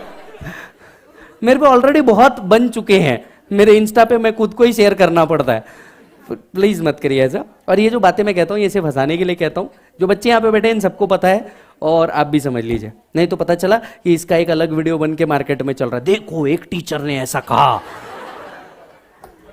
देखिए विजय सर का क्या ओपिनियन है लड़कियों पे। वो मिलियंस में चल रहे जीवन में।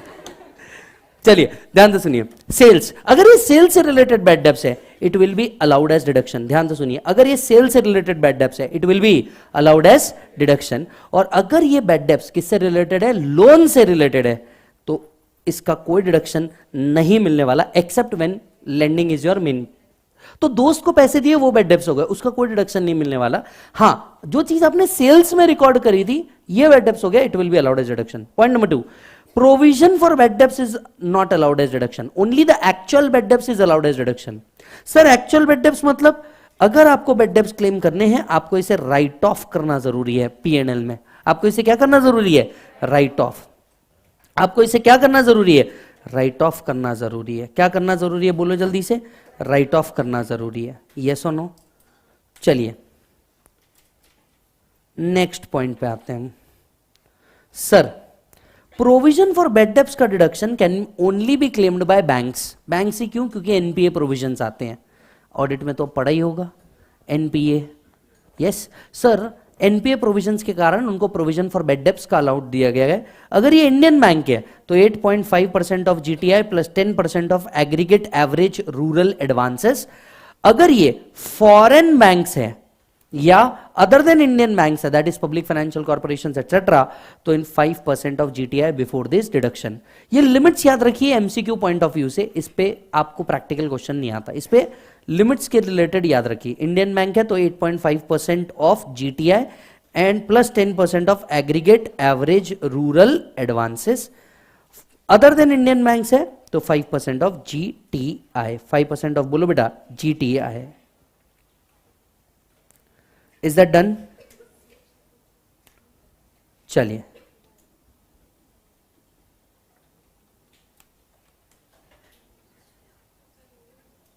Is this done?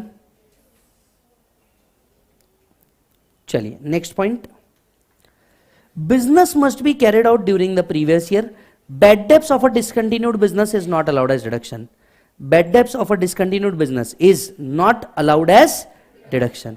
So bad debts of a discontinued business is not allowed as deduction. Business अगर बंद हो चुका है उसके बैड डेब्ट्स आपको मिलने वाले नहीं है।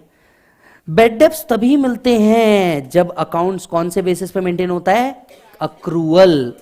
कैश बेसिस पे अकाउंट्स अगर मेंटेन्ड है तो बैड डेब्ट्स का डिडक्शन मिलता नहीं। Bad debts are allowed in the hands of successor. इसके ऊपर आपको क्वेश्चन आता है, वीरभद्र राव का केस। केस क्या था मैं आपको समझाता हूं। डैड ने कुछ एडवांसेस दिए, डैड गुजर गए, सन के हाथ में बिजनेस इनहेरिटेंस में आ गया। सन बैड डेब्ट्स क्लेम करना चाहता है, क्या वो क्लेम कर सकता है? यस। बैड डेब्ट्स क्लेम करने के लिए सिर्फ एक चीज की जरूरत है और वो है बिजनेस कंटिन्यूएंस।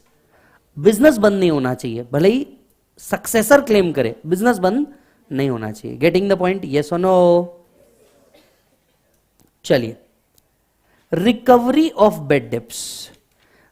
मान लीजिए मैंने दर्शन सर को कुछ प्रोडक्ट सेल किए थे, बराबर है, उनने पैसे नहीं दिए, वो भग गए हिमालय में मेडिटेशन करने के लिए, बराबर है। एक दिन देवी आई, देवी ने कहा बेटा बोलो क्या चाहिए। दर्शन सर ने बोला निर्वाण। क्या चाहिए? निर्वाण। देवी ने कहा बेटे तू एक सीधे साधे सच्चे दिल का साफ व्यक्ति का पैसा खा के आया है, बराबर है, इसका पैसा वापस कर तो ही निर्वाण दूंगी। दर्शन सर वापस आए, मुझे 5,000 रुपए दे दिए वापस। इस बैड डेब्ट्स जो मैंने क्लेम किए थे रिकवर हो गए? Will it be treated as income? Yes or no? So bed debts recovered will be treated as PGBP. Bed debts recovered will be treated as PGBP.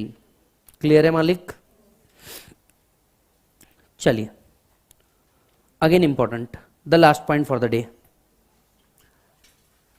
Family planning expenditure available only to company.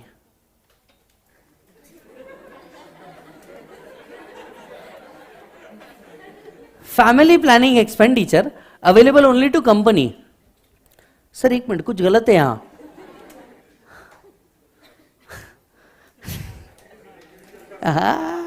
प्यारी समझ गई. Sir biologically कुछ correct नहीं लग रहा है. Family planning expenditure available to company for promotion of family planning among its employ. पहले मैं आपसे जानना चाहता हूं, आप क्या समझ रहे हैं इस प्रोविजन में? किस तरीके के खर्चों की बात चल रही है? अरे हंसने क्या बात है भैया, प्रोविजन है, हम कुछ गलत थोड़ी ना पढ़ रहे हैं. हाँ, आपको क्या लगता है किस खर्चे की बात चल रही है यहां पे? मैं आपको खुल के बता दूं, हम यहां पे चिल्लर खर्चों की बात नहीं कर रहे. अरे अरे अरे मेरा बोलने का मतलब ये है, 100-200 रुपए की तो डेफिनेटली बात नहीं कर रहे होंगे हम यहां पे, है ना? यहां पे किन खर्चों की बात चल रही होगी? कोई तो कह दो. Family planning awareness amongst employ. हाँ, सेमिनार कंडक्ट करवाया, है ना? मशीन लगाई.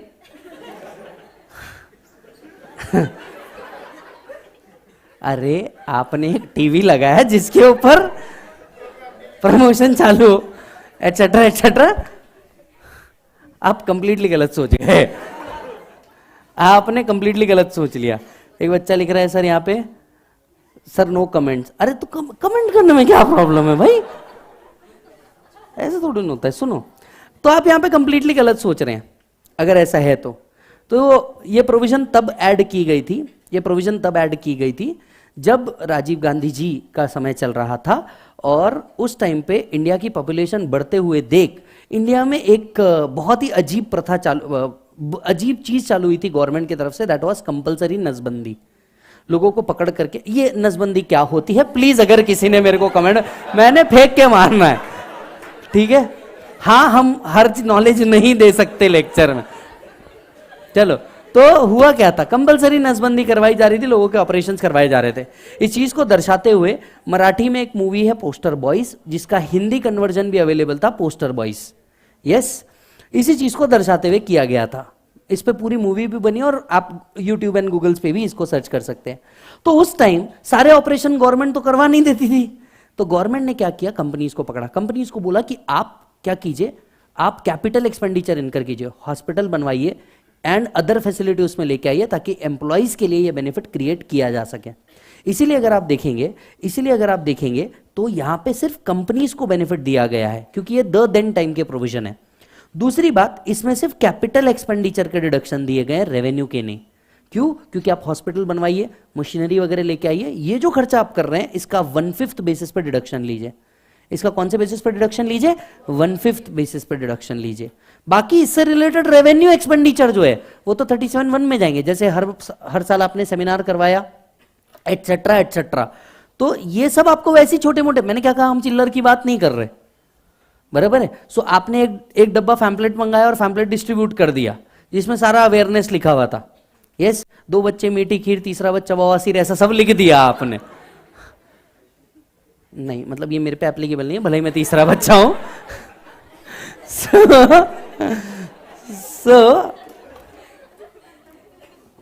सो आप ये इधर कुछ लोग आए, जपनाम लिख रहे. अरे उसमें नहीं अच्छा, हाँ, आश्रम सीरीज जोड़ दिया लोगों ने यहाँ पे. सो द पॉइंट इज, उस टाइम पे किए गए खर्चे क्या किए गए थे, अलाउड. सो इसीलिए अगर आप देखेंगे, this benefit is available only to company and that too it's only talking about capital expenditure. It's not talking about revenue expenditure. तो जो आप कैपिटल एक्सपेंडिचर इनकर कर रहे हैं उसका भी कौन से बेसिस पे अलाउड है? 1/5 बेसिस। उसका भी कौन से बेसिस पे अलाउड है मालिक? 1/5 बेसिस। समझ में आ रहा है? यस। सो आज रुकेंगे हम यहीं पे ही, मिलूंगा आपसे कल तक का इंतजार रहेगा, मेरे को बहुत इंतजार रहेगा। तब तक आप क्या कर रहे हो? अपने सारे दोस्तों को अब तक आपने इसे फॉरवर्ड नहीं किया है भैया, लेक्चर कंप्लीटली फ्री है, दोस्तों को फॉरवर्ड कीजिए, मजा आएगा उनको भी। बाय बोलो बच्चों।